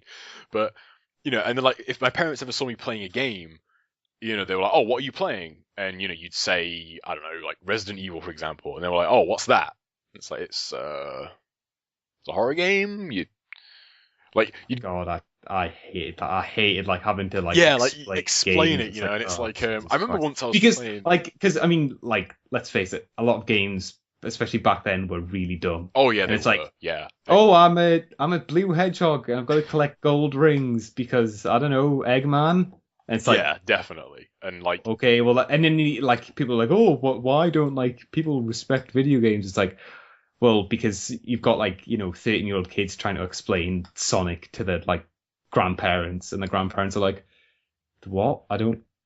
Yeah, I'm just going to go listen to some records from the 40s or something. Yeah, that was like, more of a thing of like ignorance at the time. I mean, like, like my dad has a 360 now. He's had it for I think a couple of years, and he's really like found games as a hobby. Like he really, really enjoys them. He's just finished Borderlands, and he's put like hundreds of hours into it. Like he doesn't play online or anything like that. He's not interested in that sort of like the online aspect. He just played it himself, and he loves it. And he's playing Borderlands 2 at the moment, and he's absolutely loving it. And it's interesting to get that perspective on it because he said like it's hard to like explain it really in depth. It's hard to explain it in a nutshell rather. But he said in not so many words, but like he understands now why, like, as a kid, I spent all my time playing games because they're fucking awesome. And, you know, it's a really, really unique medium. Especially when you first discover them, it's like all these like new experiences. Oh yeah, it's I mean, like now, I mean, I feel I've always felt this way with every passing generation. I'm more pissed off with people that like get into games, you know, like someone like getting a 360, like, you know, and it was their first console. It's like, you son of a bitch, like you have all this innovation and all these advancements that, like, you know, we were stuck playing fucking like Resident Evil with tank controls and fucking... plus he can go back and have all those experiences. He gets to like have like way more just cool like new experiences than you did, because exactly. Like when I played like he can go back and play like he can play Metal Gear Solid for the first time, and it's like, oh, you fucking son of a bitch. Like, he probably wouldn't, to be fair, but yeah. Well, exactly. Yeah, but like, whereas like when I go back and play Metal Gear Solid 1, it's like, holy shit, this is like, you know, this is like the genesis of fucking like some of the games that I enjoy the most now. Yeah. It's not the same as like when you first play it and don't have all that. You didn't have all that like knowledge about games. I guess it was just sort of. It's not the same at all. And I mentioned this last week when I was playing. I spent like last week pretty much playing PS2 games, and I like to do that every now and then just to kind of have a bit of a refresh on, you know, on like, oh, this game has like this mechanic in it, which. Pretty good example. A recent example. I played a bit of Mortal Kombat Deadly Alliance last week, which was at one point my favorite Mortal Kombat game. And, you know, 25-year-old almost me played it last week and was like, wow, this game is shit. I liked a really bad game. You know, you kind of look at it a different way. Yeah. But it has like the damaging interactables on some of the stages in it. Like one stage in particular, they have this like acid spitting Buddha statue that if you stand near it, it will damage you and the opponent. And Injustice, that has just come out, has interactables in the environment, you know, that are admittedly done a lot better. But, you know, it's cool to go back and see, like, you know, the really, really early ideas of like certain mechanics in older games. And that's why I like to go back and play older games. And I think it's something that when people are kind of locked to the current gen, you know, and like some people just can't go back and play an older game because it, you know, it looks crappy, or, you know, the controls aren't, you know, quote modern. You know, like a third person shooter not playing like, you know, like Resident Evil 4 in a lot of ways, you know, like the offset camera, you know, over the shoulder aiming, like, you know, if a third person shooter doesn't play like that, they're like, this isn't a third-person shooter. This is some weird knockoff. And it's like, no, this is a third-person shooter, but before Resident Evil 4 came out and showed everybody how to do it right. It's something I really enjoy doing. Like, and it's why I like having like physical media. It's why I'm like a big fan of physical media. Is because if, you know, I keep all my consoles, I keep all my old games, you know, touch wood, unless they all break, I'm not going to lose that. Like, you know, digital stuff inevitably is going to be incompatible at some point, you know. So God, we went sort of off topic. Well, not on topic, but it's sort of, but whatever. Yeah. So I'm still going to be buying all my fucking Xbox One games if I own an Xbox One. They're all going to be discs, man. I ain't having no fucking digital only shit. I wish I could get my dad and my stepdad to play games. Like, my stepdad plays FIFA, but that's pretty much the be all and end all. Yeah. I want to get him into it. I think he would be open to it. It's just, I think it was very much the case when my dad first started playing games. You need to find the right game. Like, yeah, I'm trying to remember like the first game he played that like he really got into it. I don't know. I'm trying to. Rage was definitely one. And he really enjoys like the free roaming aspect and being able to just kind of do whatever he wants. And like he really enjoyed Rage for that. Obviously, Borderlands, he can just kind of roam around. He really loves Fallout 3. But you know, finding like the kind of games that you think they'll enjoy. So yeah. I'll have to give it a think and see if because he's got a PS3, so I don't know if I've got anything on the PS3 that would be like immediately accessible. I guess I could give him like Little Big Planet or something, see if he enjoys that. But yeah.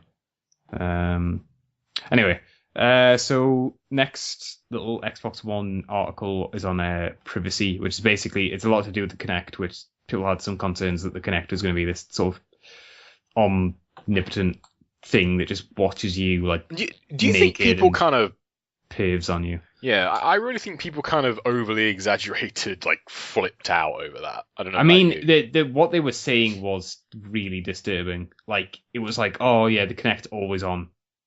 The Kinect like just is it. Well, the Xbox is always on. The Kinect has to be connected. It's like that's really creepy. Like yeah, I still get kind of a bit creeped out by like sometimes I'm like I'll like look at my webcam. I was like, is that can't be on. That shouldn't be. That better not be on right now. I turn my webcam to face my ceiling when I'm not using it. Yeah, I mean my webcam is like integrated into my monitor thing, so like. Oh right, yeah, mine is a separate webcam, but you know it's but I'm not worried that like someone's watching me through my webcam. I mean, even though I do, but I just don't like kind of the like line of a lens being on me, if you know what I mean. Like I'm not actually worried that a dude is watching me through my webcam. Maybe I'm just a bit paranoid, but whatever. Yeah, but so basically they've done this article to sort of allay any fears that the Kinect is some sort of amazing peeping tom pivot camera thing.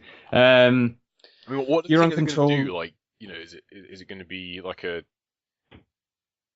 I don't know. I can't think of a way to like qualify it, I guess. Like, you know, people are just going to be watching people.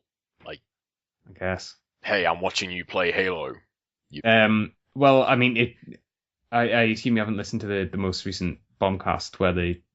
I haven't listened to a Bombcast in fucking months. Oh, right, okay. Never mind the most recent. It was either the most recent one or the one before that where they were talking about there's this thing called. God, what the hell is it called? Is it called ratting? Where like these people have worked out a way of like hacking into like other people's webcams remotely, and like they like have all these webcams set up, and each person they have is called like a slave, and they trade slaves with other ratters, and it's one of the creepiest things I've ever heard, and it's made me really paranoid. So. Yeah. Well, my webcam isn't actually hooked up at the moment, so I'm okay.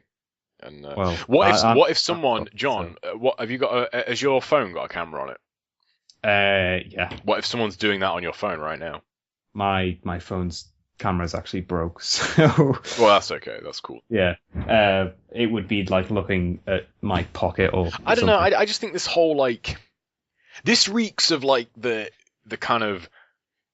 Like technology bullshit stuff that was in Die Hard 4, if that makes sense. Like, where some guy can just like, you know, I'm not saying this is how it is. This is how I feel like most people look at it that are like maybe less informed on it. Like, some guy can just hammer away on his keyboard and all of a sudden he's watching you through your laptop camera and he's controlling your computer or something like that. You know, I mean, this is not something that like I would really worry about if I got an Xbox One. I wouldn't really be worried that. I mean, maybe I'm too confident in Microsoft for protecting this. Like, you know, but, like surely that's not. You know, this is not going to be something that has only just crossed their mind. You know, that they're not going to be thinking like, oh my god, I can't believe we never thought of this. Like, it just seemed like a pretty exaggerated reaction to that. Well, I'm not saying it's not valid, but it seemed blown out of proportion a little bit. Yeah. So this rat thing is a malicious virus known as remote administration tools can be used by hackers to switch on your webcam and control something blah, which is probably the most disturbing thing. That was nice and vague. In a long while. I don't want people to hack into my webcam. People would soon turn off once they see what I do. Yeah, okay, so let's see. You're in control of what Kinect can see here. You know, the Kinect upgrades actually sounded pretty interesting. That it can monitor your heart rate and like facial expressions and like shit like that. That could be interesting. As like game application. You know? It goes into this bit you're on control of when Kinect sensing is on, off, or paused. So you can is it physically impossible to disconnect Kinect from your Xbox One? Okay, when the system is off, it's only listening for the single voice command Xbox on, and you can even turn that feature off too. So that's cool. If you turned that, I do not want that. It wouldn't be off in terms of power, but it wouldn't be able to do anything. So, but I'm thinking of like logistically, like how will this is it literally going to be like a built-in cable, like you get the Xbox One out of the box and the Kinect is just like attached to it? Or it might be like you turn on your Xbox and it like comes up on the screen, please attach Kinect. Yeah, like attach Kinect to continue, otherwise tough shit. Yeah. You're on control of your personal data. So this is a bit about what you were talking about. So, videos, photos, facial expressions, heart rate, can't leave your Xbox on without your explicit permission. Yeah. So, like a fitness game can measure your heart rate to provide feedback on your workout, or a card game could allow you to bluff your virtual opponent using facial expressions. Yeah. I think the heart rate stuff maybe. I was thinking off the top of my head, like that could be cool for like maybe like some sort of survival horror game or something. Yeah, like if say you're playing I don't know, horror game X, whatever, and it picks up that your heart rate is like increased by like a factor of like say 0.5 or something, and like maybe there could be some hook in the game that reads, oh, this guy's heart rate's going a lot faster, like he might be scared or anxious. Let's do something to freak him out. Or like you've got to like apply like an item or something. It's like, you've got to use this like heart spray stuff to, you know.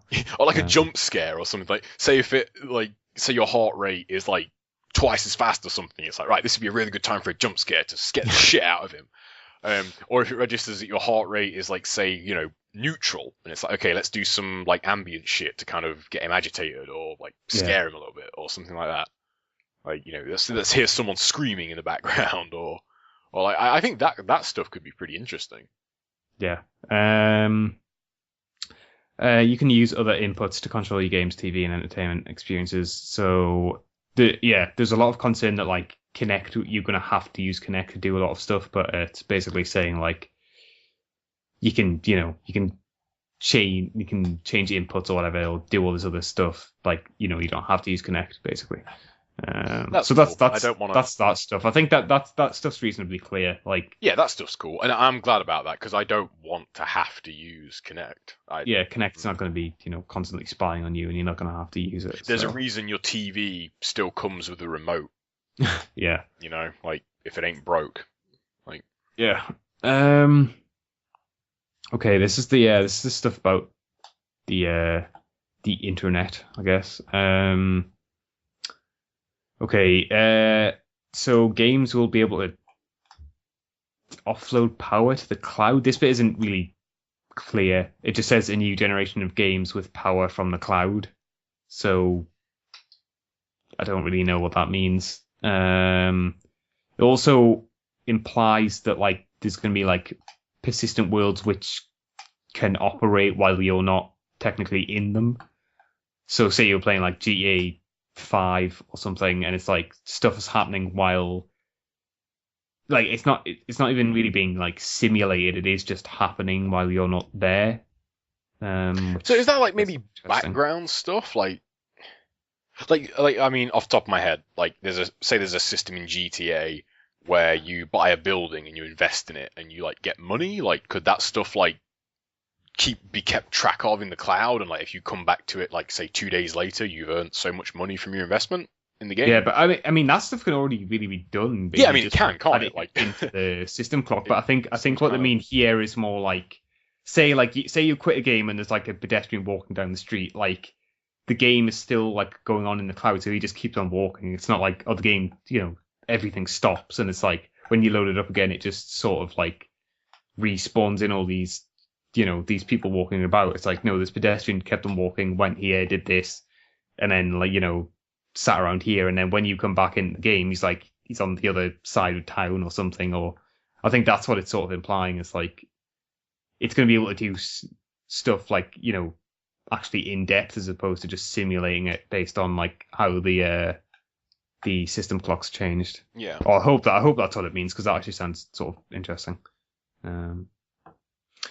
Xbox One is designed to run in a low-powered connected state. That means your games, systems, and apps are always current and ready to play. No more waiting for updates. So it's going to download updates basically while the Xbox is off or in its powered down state. That's cool. I do like that. Although, it's very rare that an update is like more than say 6 or 7 megabytes. Yeah, that was way more of an issue on the PS3. Yeah, like PSN, that's definitely an issue. But I mean, it is still cool though. I mean, I'm not going to complain. That is still a cool feature. Yep. And then some bullshit about Skype on the Xbox. Skype's a big thing, man. Fuck Skype. We are on Skype right now. We're on Skype. We record our podcast on our Xbox One while we're playing games. While playing games, we could do like live game. Live. What you're playing? Yeah. I'm playing Dark Souls. I just died. Now I want to commit suicide. The end. Bye. That's how that podcast would go. Okay, so these next 2 points have already been talked about somewhere else. Some bullshit about the wireless being better. That would be hard. With Wi-Fi Direct, Xbox One can speak directly to smart wireless devices and connect them through the cloud. That sounds a bit more like some smart glass bullshit.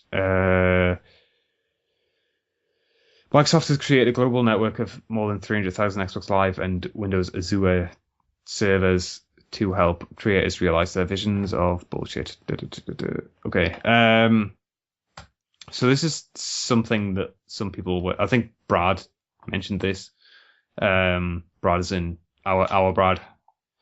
They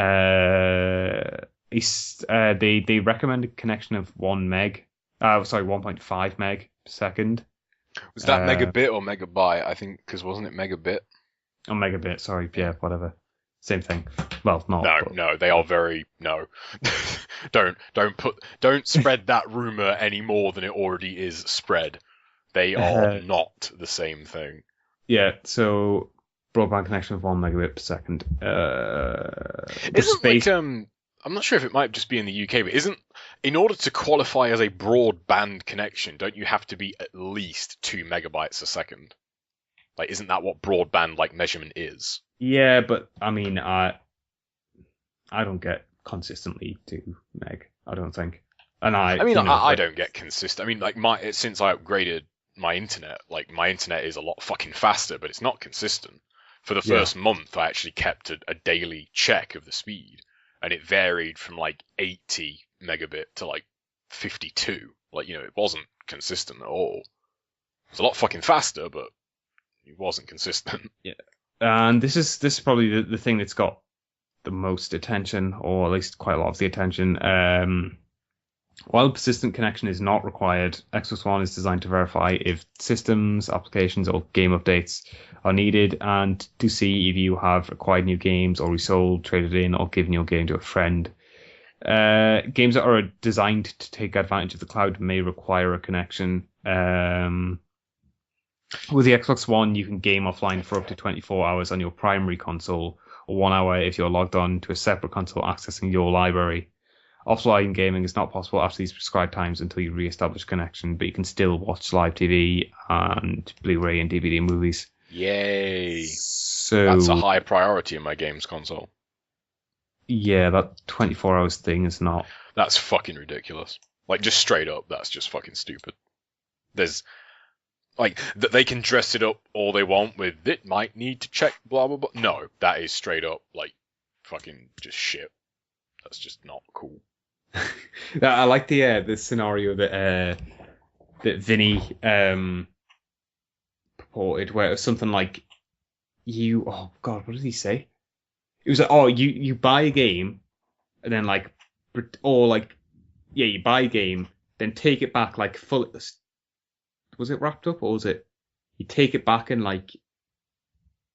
No, okay, yeah, you buy a game, then sell it back to like wherever, but you disconnect your console, so technically you can still play the game because it's like you can play games without a disc or whatever. Yeah. And like complete it, and like you've essentially like saved yourself like however much you got by selling it. Can you do that with Can you do that with disc-based games though? Well, it says you can play disc-based games like without a disc.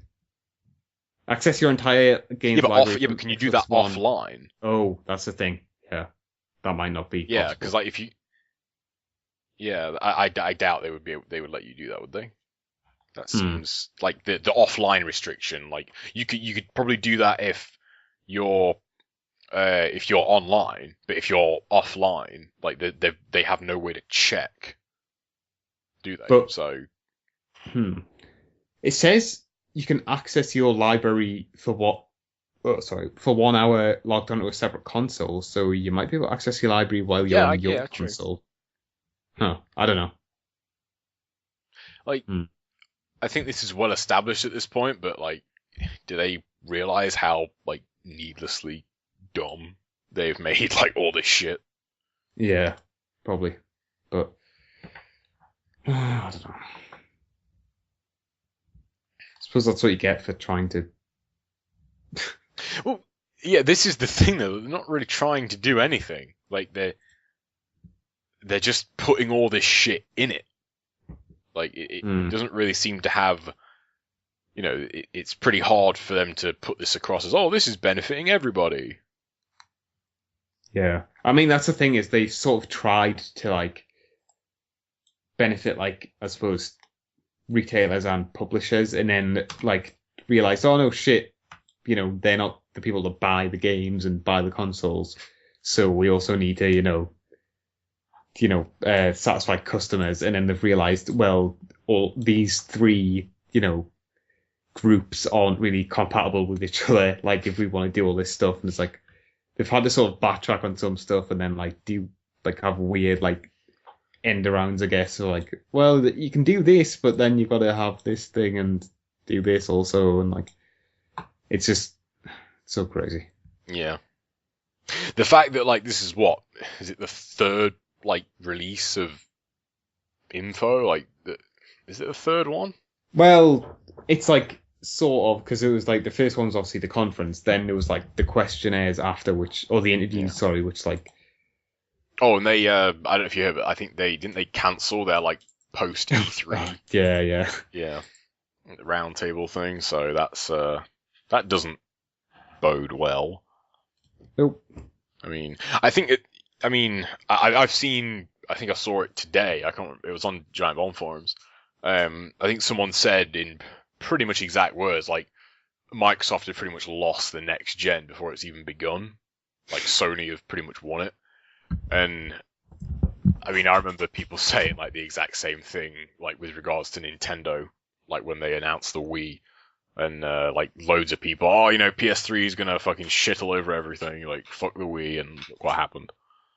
So, it's. I think games are they're just too big now for there to be like a. I don't think any one of these like the Xbox and PS4, like I don't think either one of them is gonna absolutely tank. Yeah. Like like they're gonna sell, but like the PS4 is kind of making itself the clear winner in a lot of like areas. Yeah, I mean, although the thing maybe not. I mean, they haven't really come out with it. I mean, Microsoft have left it pretty easy for them to just make a list and say, right, we're not doing this, and this. By definition, like this makes us a better console, so pre-order a PS4. I mean, the thing that I suppose is going to decide it is like like how much do just normal people, I suppose, like know about this stuff and like understand all the systems. Like if like normal people grasp onto the fact that this stuff like stops a lot of what they do normally, it's like that's gonna that's gonna really affect. But if they can sort of keep it under wraps and just have like this like reasonably small minority of people knowing like this is sort of fucked, then like I don't know, it's gonna be tighter than I think people are thinking. Like I don't think Oh yeah, I don't. Sony are just gonna like run away with it and just go, we win the generations. Like I mean, because you could say, I mean, like you could say that Nintendo quote unquote won this generation. Like if you look at this generation as Xbox 360, PS3, and Wii, but they haven't really, because if you look at this generation, like this generation is still going. Like it's not over yet. And Nintendo have come out with the Wii U, which by comparison, and even on its own, has done very badly. Yeah. So if you look at it in those terms, like Nintendo were winning, then everybody kind of got over the Wii, and then they tried to play catch up, and now they've like, they've not lost per se, but like now this generation is pretty much between, which out of the 360 and PS3 is going to end on the highest number of units sold. Yeah, I think that like them winning, I would say that Nintendo won the generation, but then because I mean we're right at the tail end now. It's like I don't think this part of the generation matters that much. Oh no, to Microsoft and Sony and Nintendo. It's like, well, it does now to Nintendo because they have the fucking Wii U. They've got for some reason. They've got to pull something. By virtue of winning this generation, they sort of fucked themselves over because they thought, oh well, we've won this generation, we'll just do pretty much the exact same thing. And I mean, they won this generation on a gimmick. Let's be real. Like, yeah, but I mean, they still. Oh yeah, they still won. Yeah, I mean, I'm not saying anything about it, And it was because of the fact that it was sort of gimmick. I guess it's like it's completely fucked them over because they thought they could just repeat the same trick twice, and it hasn't worked like at all. And now like they're like miles behind like Microsoft and Sony now. But I think like the tech side of it, I think is made a bigger deal of than it is. I mean, like because I think the PS4, like hardware speaking, is better, isn't it? Like it is a more powerful. I think so, yeah. But I mean, the PS3 was more powerful than the 360. The Xbox and GameCube were more powerful than the PS2. Yeah. The Nintendo 64 was more powerful than the PlayStation. It was like it's more powerful, but it was.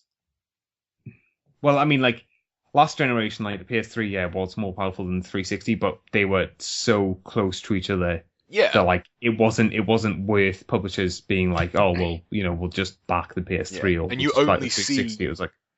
Yeah, like you only see that difference in exclusives. Killzone 3. And Uncharted look so fucking good because they are developed, 110% from the ground up for the PlayStation 3 hardware. And I assume it'll be the same this time. I can't see all these publishers are just backing the PS3 because it's more powerful. Yeah. Like it's like they're gonna hedge the bets. They're gonna go on both consoles. Yeah, like the moral of the story, like the most powerful hardware doesn't mean shit. Yeah, but you do have to be like comparable. You I think would be the comparable. other model is because like and they are now like who the hell is going to develop for the Wii U now? It's like Nintendo. They are the ones. Yeah, like you definitely have to be comparable, and they are. The PS4 is not like comparing a calculator to a PC, where in comparison to the new Xbox. They are on a comparable level. It's but having the most powerful hardware by a slight edge, it doesn't mean you're gonna win. Like, and even on the opposite end of it, I mean, like you look at the original Xbox compared to the PS2. That was one example, at least, where like the original Xbox was just leaps and bounds ahead of the PS2 in terms of hardware. Like it was. I mean, I think it was like, what was it, 5 times as powerful or something? Like it was considerable. Like it wasn't like like you could straight up do things on the Xbox that the PS2 wasn't capable of. Yeah. Like you just couldn't do it on the PS2. But PS2, man, you don't really need to say much more than that. Yeah, I mean that was a lot to do with. That was a lot to do with the industry at the time, yeah. But it was a lot to do with like Microsoft obviously never released a console before, and it was released like that was like a couple of years after the PS2, wasn't it? I don't think it was I think it was like a year and a half. I think the Xbox. Okay. I think it might have been more than a year and a half. Xbox One, I think, was November of 2001 that came out, maybe November. I think the PS2 came out in 2000.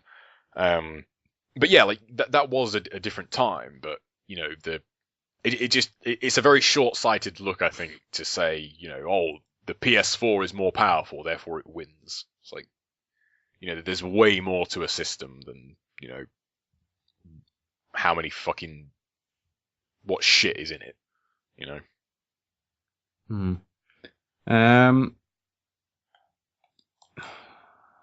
This generation is gonna be interesting. Man, I don't know. I'm so tired at this point of like trying to wrap my head around it. I'm just thinking, fuck it. I'll stick with my PC for the time being, and I'll see. For now, I'm just gonna see like where the chips fall.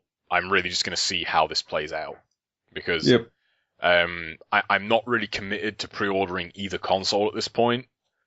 Purely because of games, like unless they have like a solid like 4 or 5 games that I've not seen anything that's like, oh, I need to get that, like on launch. The new Infamous, like I would always be interested in a new Infamous, like just it being a new Infamous, but that CG trailer was really, really cool. It was really cool. Well, apparently that wasn't CG, so yeah.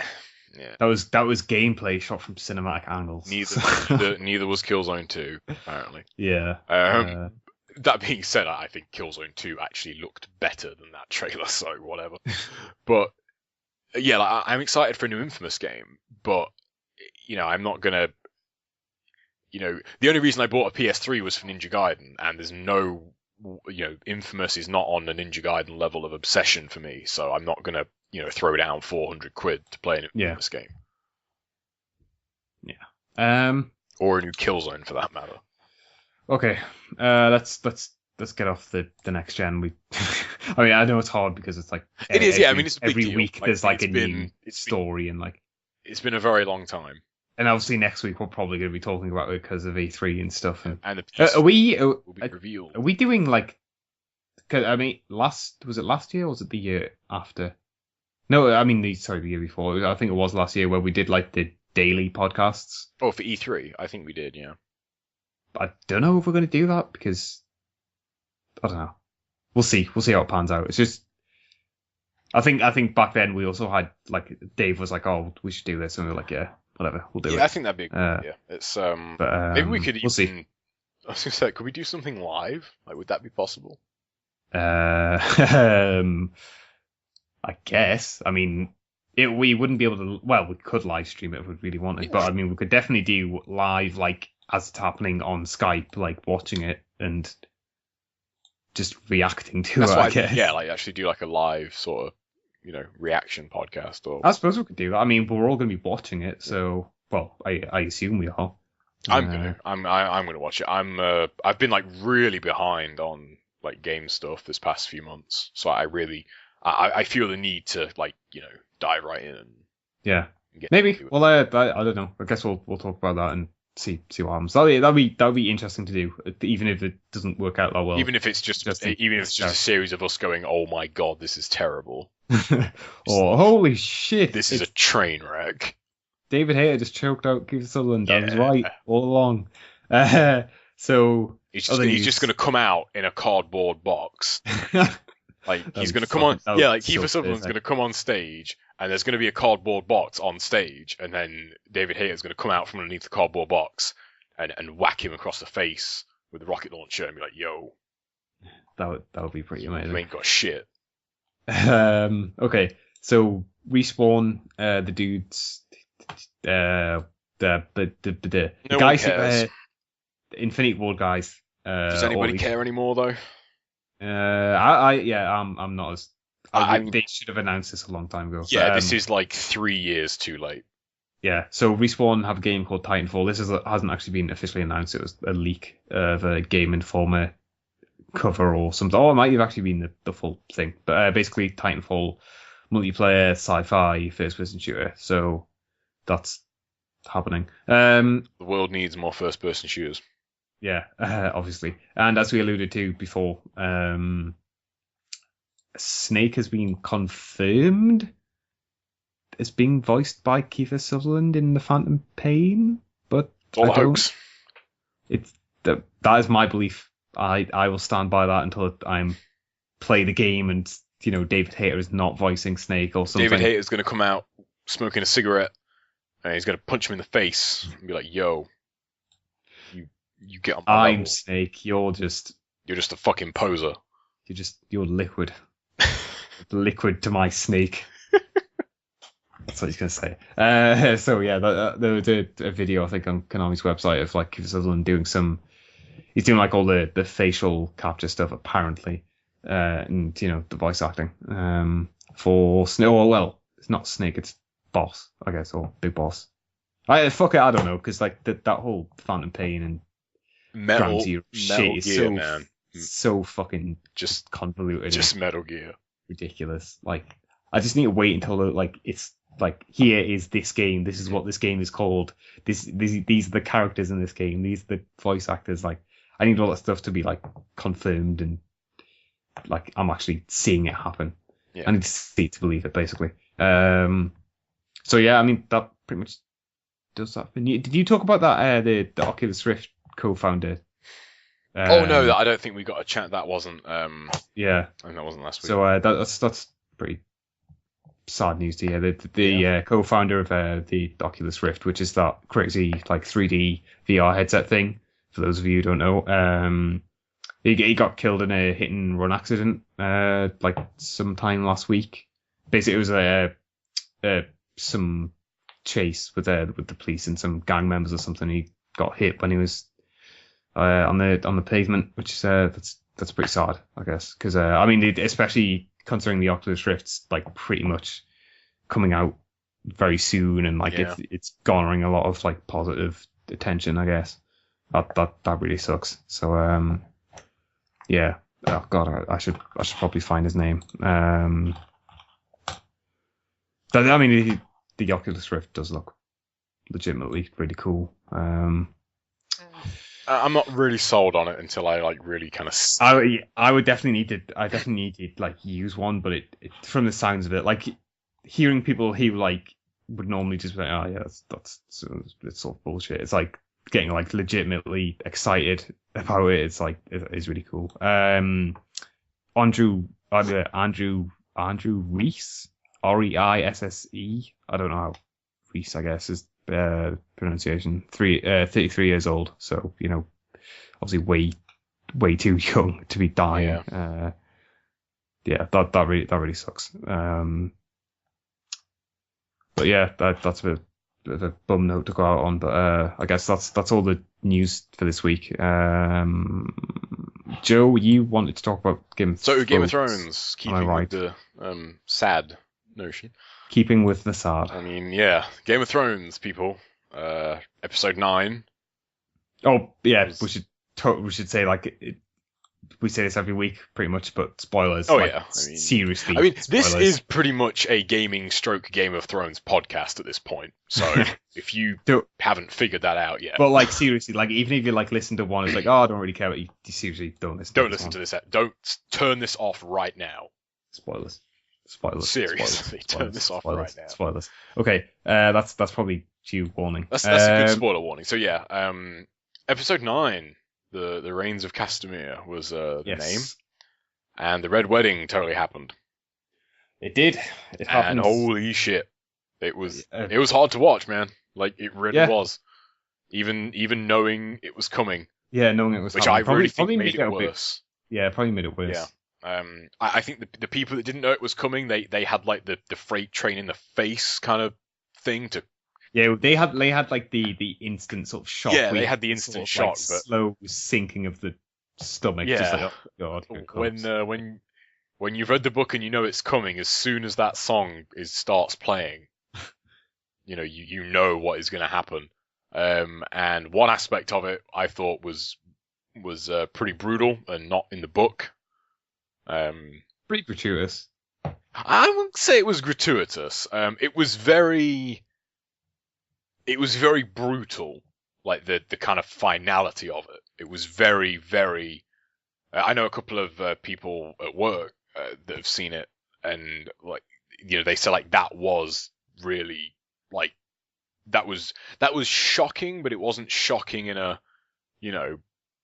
like, oh my god, I just pulled someone's head off and now I'm hitting him with it. Like shocking, it was that was vicious. Like that was a real kind of it's hard. I find that quite hard to like qualify. Like it was to me, right? I mean, I know I felt that obviously we're talking about Rob's wife getting. It's Talisa in the show though, not Jean getting stabbed multiple times in the belly where her unborn baby is. I thought that was completely unnecessary and way over the top, especially considering the whole thing about this is it's meant to be like sort of cold and calculated, I guess, and that like to me that goes like it's not really like they're not really murdering them because of like any sort of passion. I don't know. I mean, Frey was like a mass. That's his excuse. But I mean, like if you look at him in this show, he's not like it. He never seems particularly angry. He's just sort of like, what? Like I'm just doing this. He's a fucking lunatic. Like he's, I don't think it was too much. It was, it was done well for what it was. Like watching that should not have been easy. Yeah, but I mean, even if it was just her getting her throat slit, it's still, watching, Rob and Catelyn die was not easy. Like no, but I think like the story, like the motivation behind it is, Rob is obviously like, because this is not looking at it from a reader's perspective, which we kind of are by default, but as a viewer, the thing that can be done to punish Rob the most, it's not killing her. Like, they sort of like it's the manner in which they do kill her, like, stabbing her in the belly, like, and she just kind of bleeds out in front of him. Like, that is worse for him because he's kind of seeing his wife and like unborn child killed right before him, as opposed to her just getting her throat cut, which is. I mean, my view on it is that like that whole thing is set up by Tywin, and Tywin just it doesn't strike me as the sort that would take any sort of pleasure in like over the top. I don't know. I think violence. He takes pleasure in like a plan being executed well and sort of smoothly, and like he like I don't know. That just I don't know. Tywin is one vicious motherfucker. Like he's not vicious in an overly violent way. He's just I don't know. He does Targaryen bad stuff, children. But, I suppose you don't really. I know, like the viewers don't have that. Like, I think Tywin in the show, I think he's easily one of the best characters in the show, like top 3 probably best characters. But he's nowhere near the character that he is in the book. Like in the book, he's not likable at all. Like he is a straight up. That's where I think they sort of fucked up in the series, is making him, because like he had that sort of like really sudden turn, like when he was like back in King's Landing, he was like, oh, I'm a mega dickhead. It was like which sort of came out of nowhere, considering like being really nice to like Arya. I think that's the thing with Arya that was added in, and I think that seems like a bad addition to the series. It's like I kind of agree. Like overall, I think the scenes with him and Arya are really good. They are really good. It's just that it doesn't. But it's not with his character. Yeah. And I think like they do a pretty good job of like right off the bat in this season when like Tyrion talks to him about Casterly Rock. They kind of set him up to be like, no, this guy's a cunt basically, and spoiler alert, you shouldn't be listening to this anyway. But at the end of the season when Tyrion shoots him, you're going to be like, fuck yeah. Like, they needed to like, villainize him as much as possible.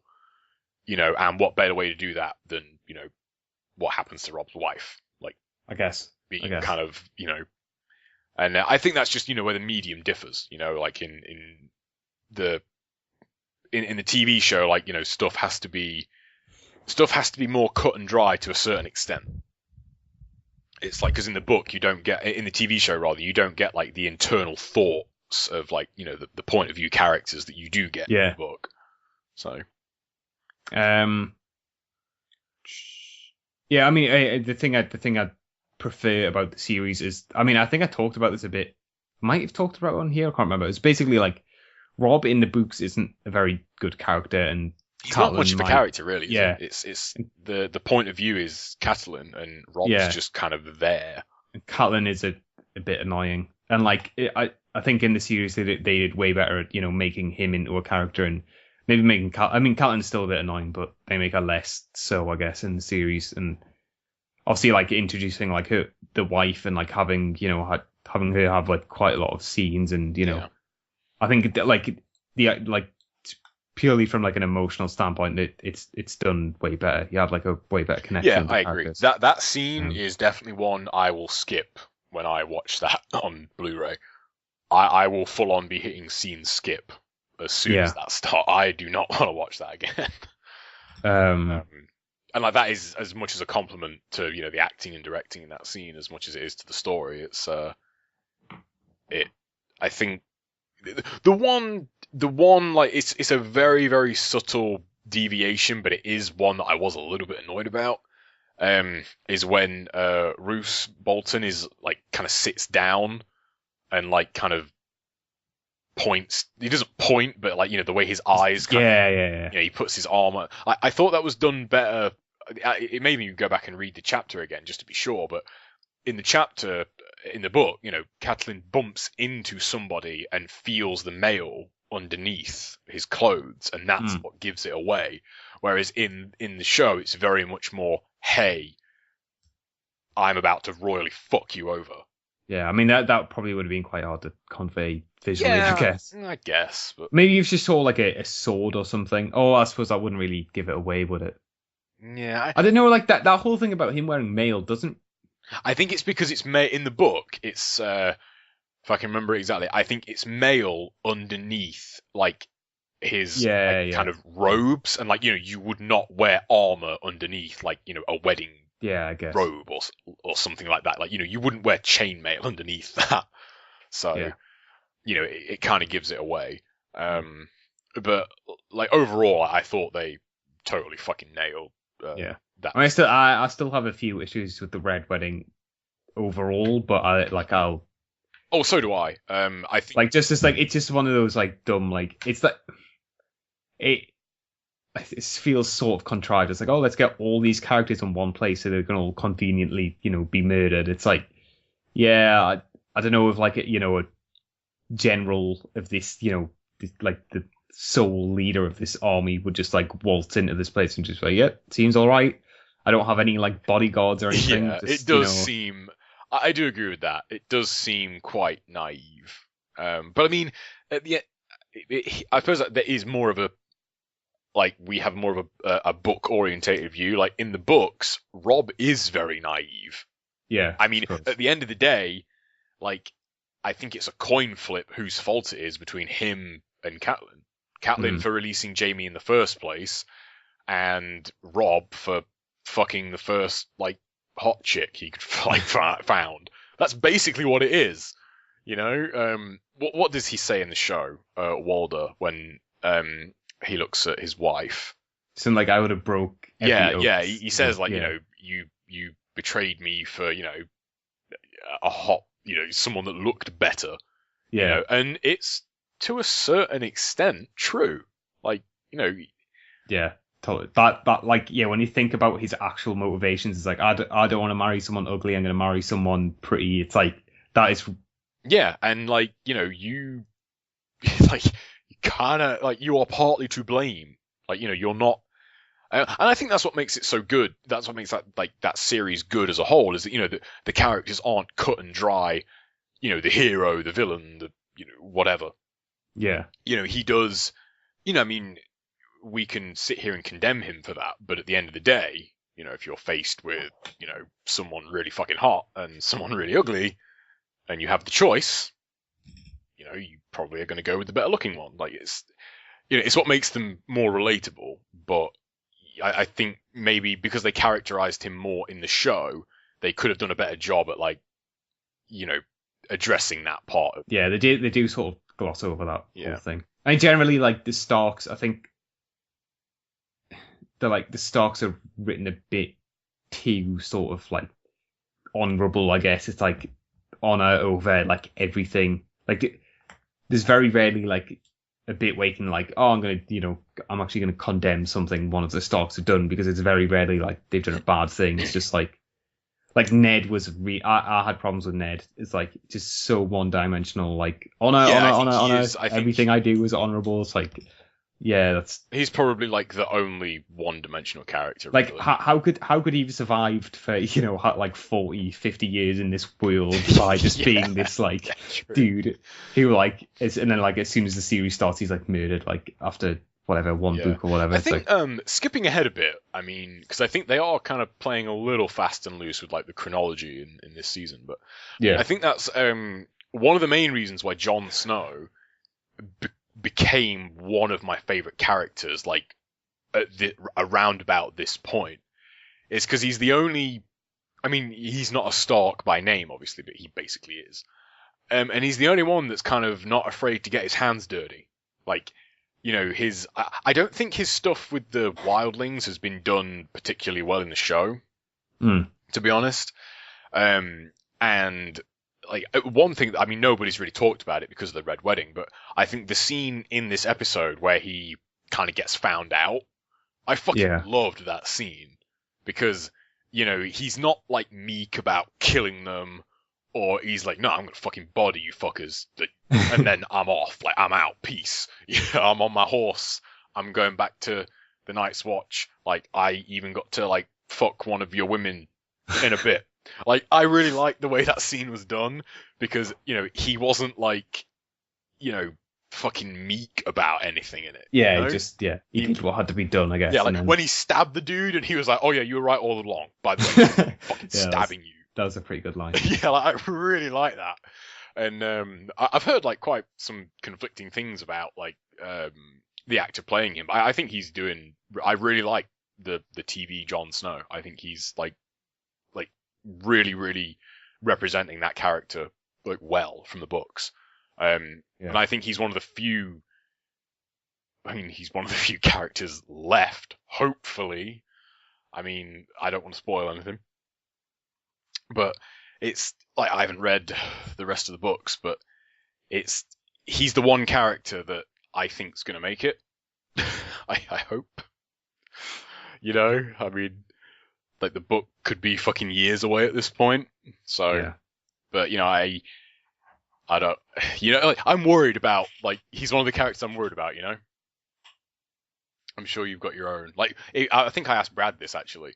No, I think Jon's one of the few ones that I'm, like, really, like, I'm sort of emotionally invested in, I guess. Like, the rest are almost, I don't know, like, obviously Tyrion's interesting, and Jaime as well, but so, I don't know, a lot of like the newer characters that they introduced just haven't really done anything for me at all. It's just,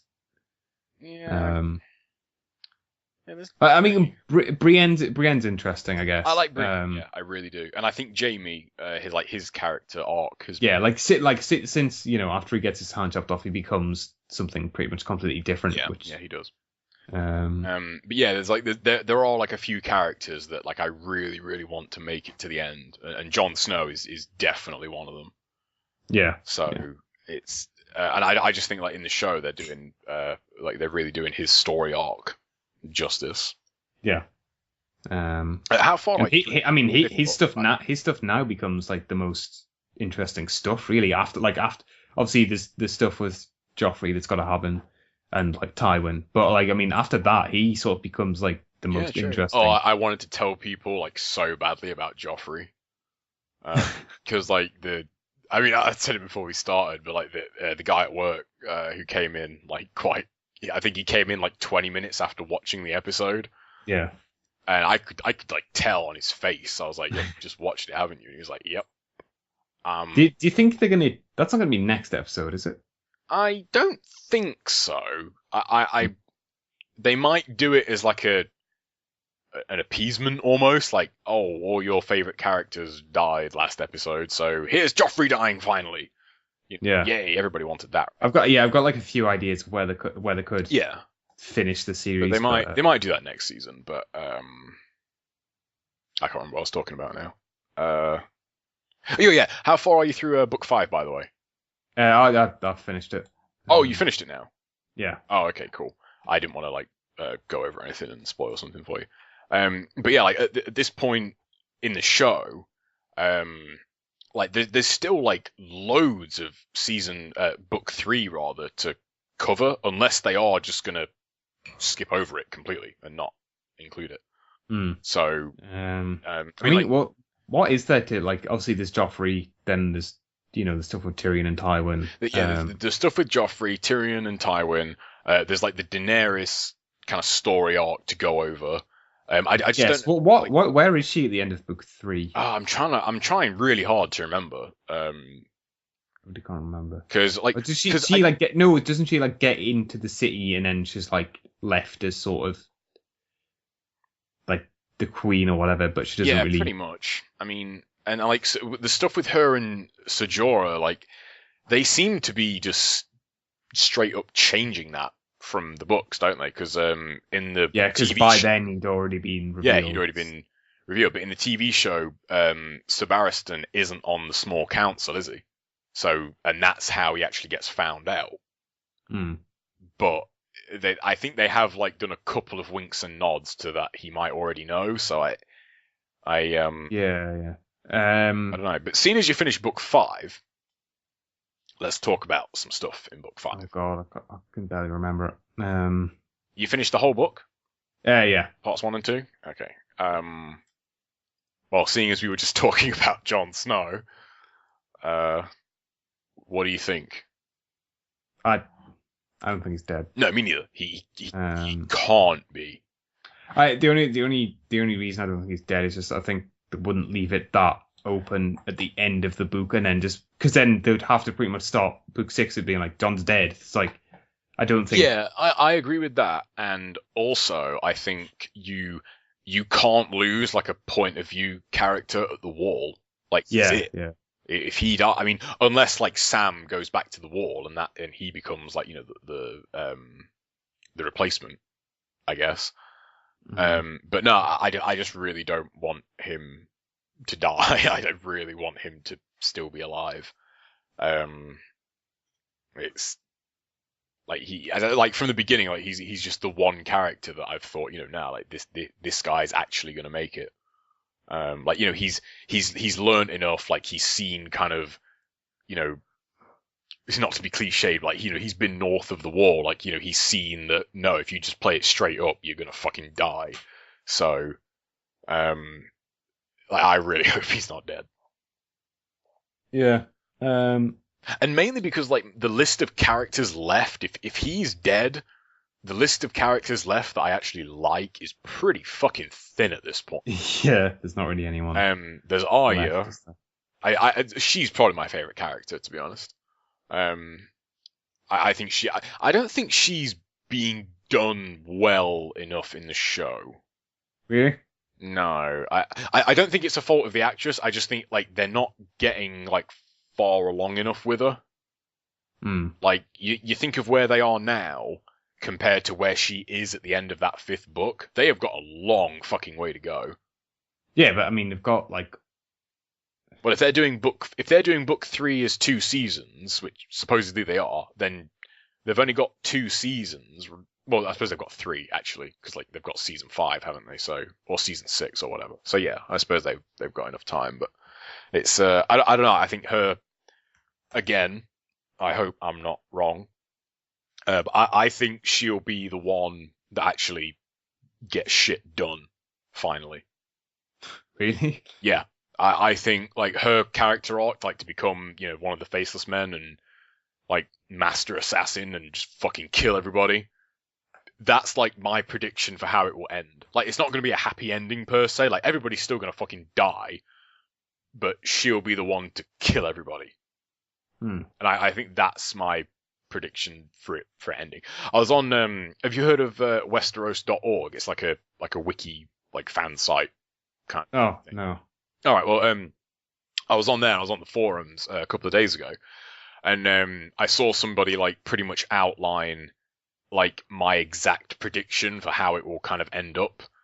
And I really hope that is what happens. I still don't think Sansa has really got her fucking just desserts yet, to be honest. I really fucking hate that character. And like, having read the first book, I now hate her even more because she's kind of the reason, like, almost she's one of the main reasons that like everything goes to shit in the first place. Yeah. You know, like, I really, really, really loathe that character. She's pretty terrible. And I think in the show, them leaving out that she actually tells Cersei about Ned taking them back, I really think that misrepresents her character in the show. I mean, that is pretty much the reason Ned gets killed and found out. That's the reason that they get the jump on them, is because she tells her. Like, how, like, that seems like a pretty big deviation. Don't you agree? I mean, maybe I'm just like looking at that out of proportion, but you know, if she hadn't have told Cersei, Sansa and Arya would have gone back to Winterfell. Like, they wouldn't have got the heads up on the City Watch, so like all of Ned's men wouldn't have been killed when he confronted Joffrey in the throne room. Ned wouldn't have been taken captured. Ned wouldn't have been killed. Like, her telling Cersei fucks all that up. And I think that is a huge... I remember I read that chapter at work. I was on my break. And I read that chapter where you find that out. And I was so pissed. Like, I was so pissed off, like, reading that. Because I really felt, like, betrayed by the show. I was like, I had a little bit of sympathy for her in the show. You know, because she was just kind of, you know, a fool in love and whatever and all that. I was like, no, she's a fucking retard. Like, that really pissed me off. Maybe that's me. Maybe I'm just looking at that. Maybe I'm being too harsh. But yeah, they're not really doing much with her in the show. Like the Tyrion and Sansa marriage has kind of been glossed over a little bit, I feel. I'm not like, I don't want to complain all the time. I think the show is fantastic, but it's good to, you know, go over the differences. Yeah. Have you seen the teaser for next week's episode? No. This week's episode, rather. I can't really remember what it is, actually. Does it show anything in particular? I'm trying to find a recap. I haven't really heard anyone talking about it, so maybe it's not great.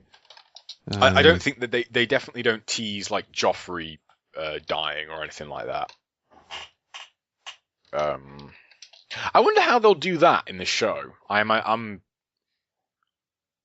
I'm curious if they'll like go more overboard with that, how they did with the Red Wedding. You know, like what you said about Jon's wife.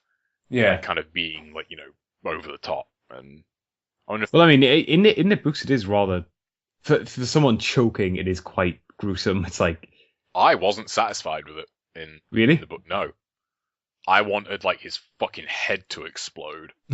And maybe it will be. Yeah, I don't know. Like, I wanted Joffrey like to fucking go out in like the most violent way possible, like being eaten alive by a fucking bear or something. Like, him choking to death, like, I really felt like he got off easy.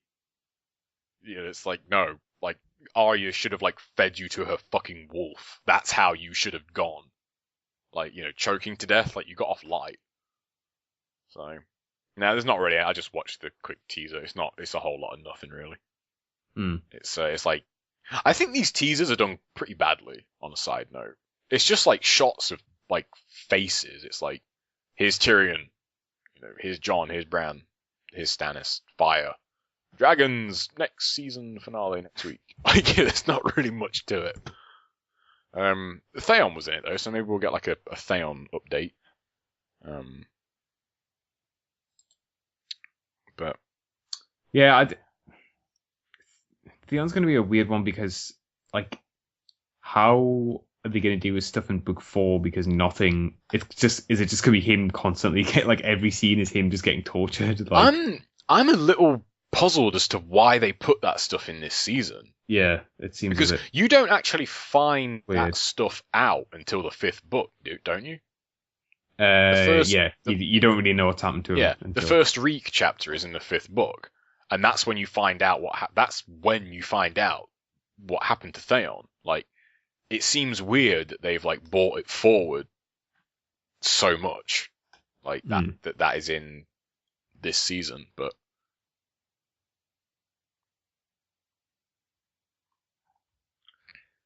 Some motherfucker's playing music. What? Some motherfucker's playing music loud.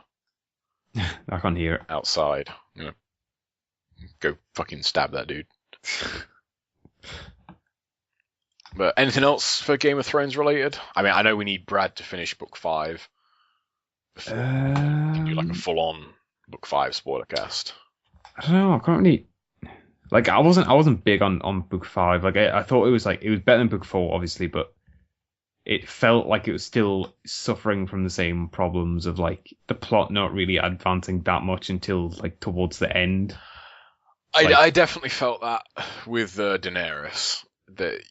Yeah, like her stuff's a bit. Her stuff needs to just fucking get on with it.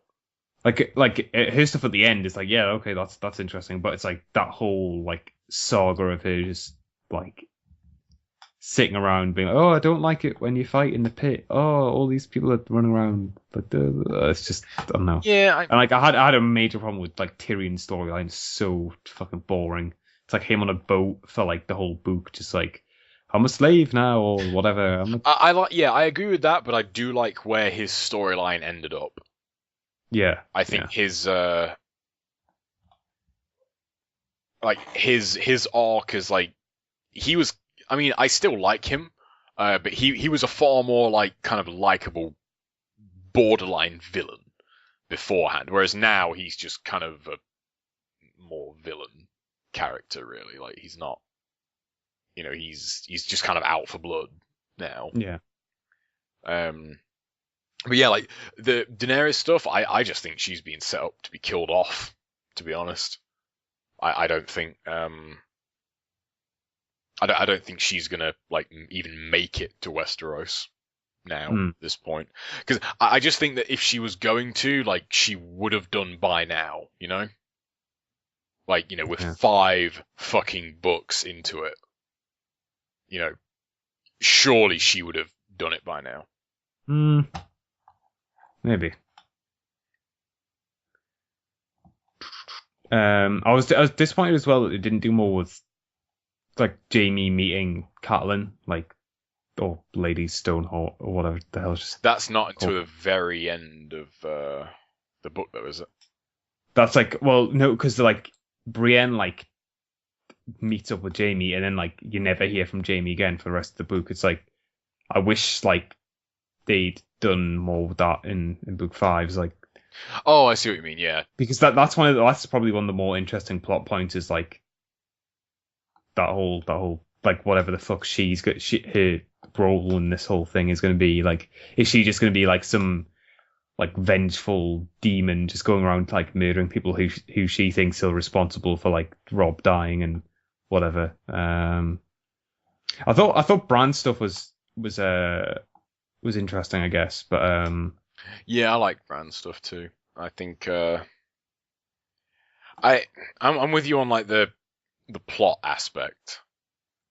They like that whole thing with Stannis and that was boring. That was so boring. And the Boltons, like that whole thing in like a battle doesn't even happen by the end. It's like that's like such like you that's like just a giant fucking tease. Like you after all that, like you don't get a conflict.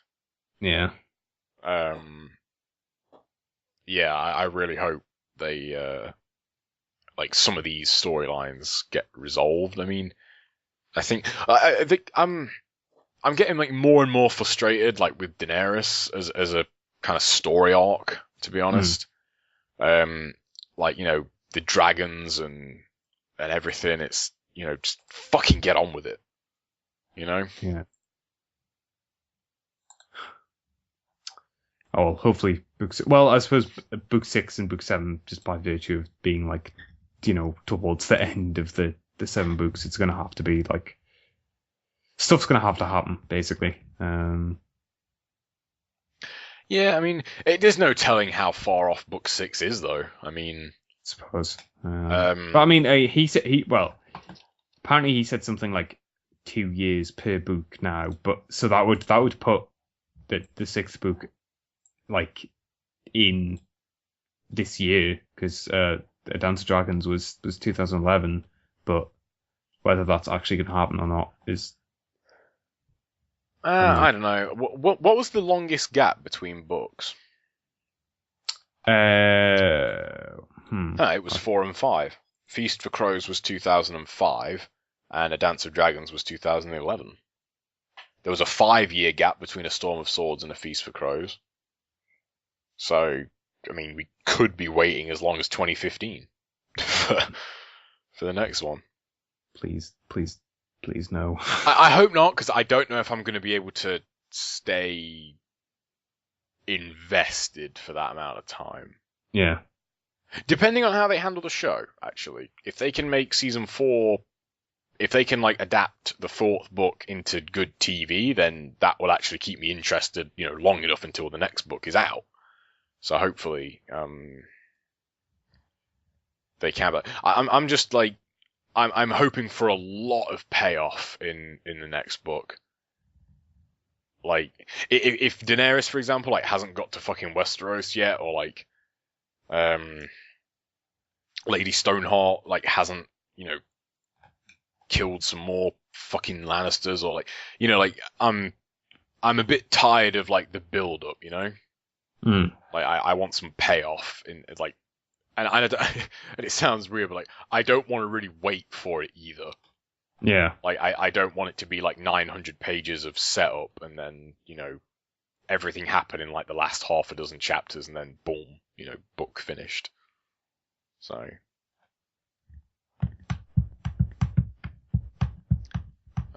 I guess that about does us for Game of Thrones talk. Yeah, Jesus Christ. It's a long show.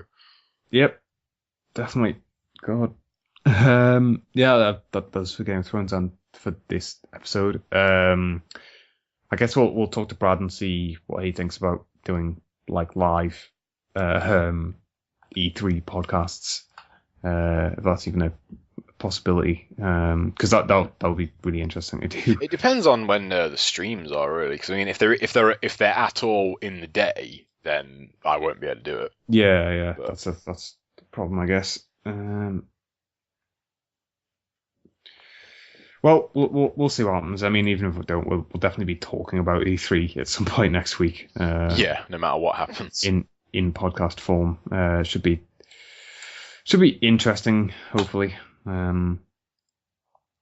mean, it depends. I think I can't remember whether I even said this during the podcast or not, but like it can go either like, let's just show all the crazy games that are supposed to be coming out next generation, or it could just become, you know, a rehash of what we've already heard, like, you know, more about Kinect and TV bullshit, like for Xbox One, and then I don't know what Sony would do. Just show more of the games they've already shown, I guess. Yeah, probably. I'm trying to, like, what would Sony's, like, kind of big surprise killer, you know, announcement be? Well, that would just, I mean, but basically, if like both, if, you know, Microsoft and Sony just show games, like next gen games, then to me that is killer, because like even if like half of them aren't that good, you know, the other half are probably destined to be at least interesting. So that's all I come to E3 for, really, is new games. And like hopefully there won't be too much fucking Call of Duty. Yeah, I mean, and we'll probably I'd imagine we'll see what the actual PS4 looks like. Oh yeah, I think that is actually confirmed, isn't it? That will be revealed on the 10th of June. Like they actually reveal the console. So yeah, that'll be okay, I guess. Yeah, so that does it for this week. We're on Twitter, Team EV Podcast, and you can email us at themyelectronicbox@gmail.com. Yeah, so we'll be back next week with E3 mysteries revealed. That's actually going to be the title of the podcast. Yeah, maybe roping Dave. I don't know. Yeah, that'd be cool if we could get him on for that. We'll see. We'll see what happens. Okay. Right. We're out. Bye. Bye.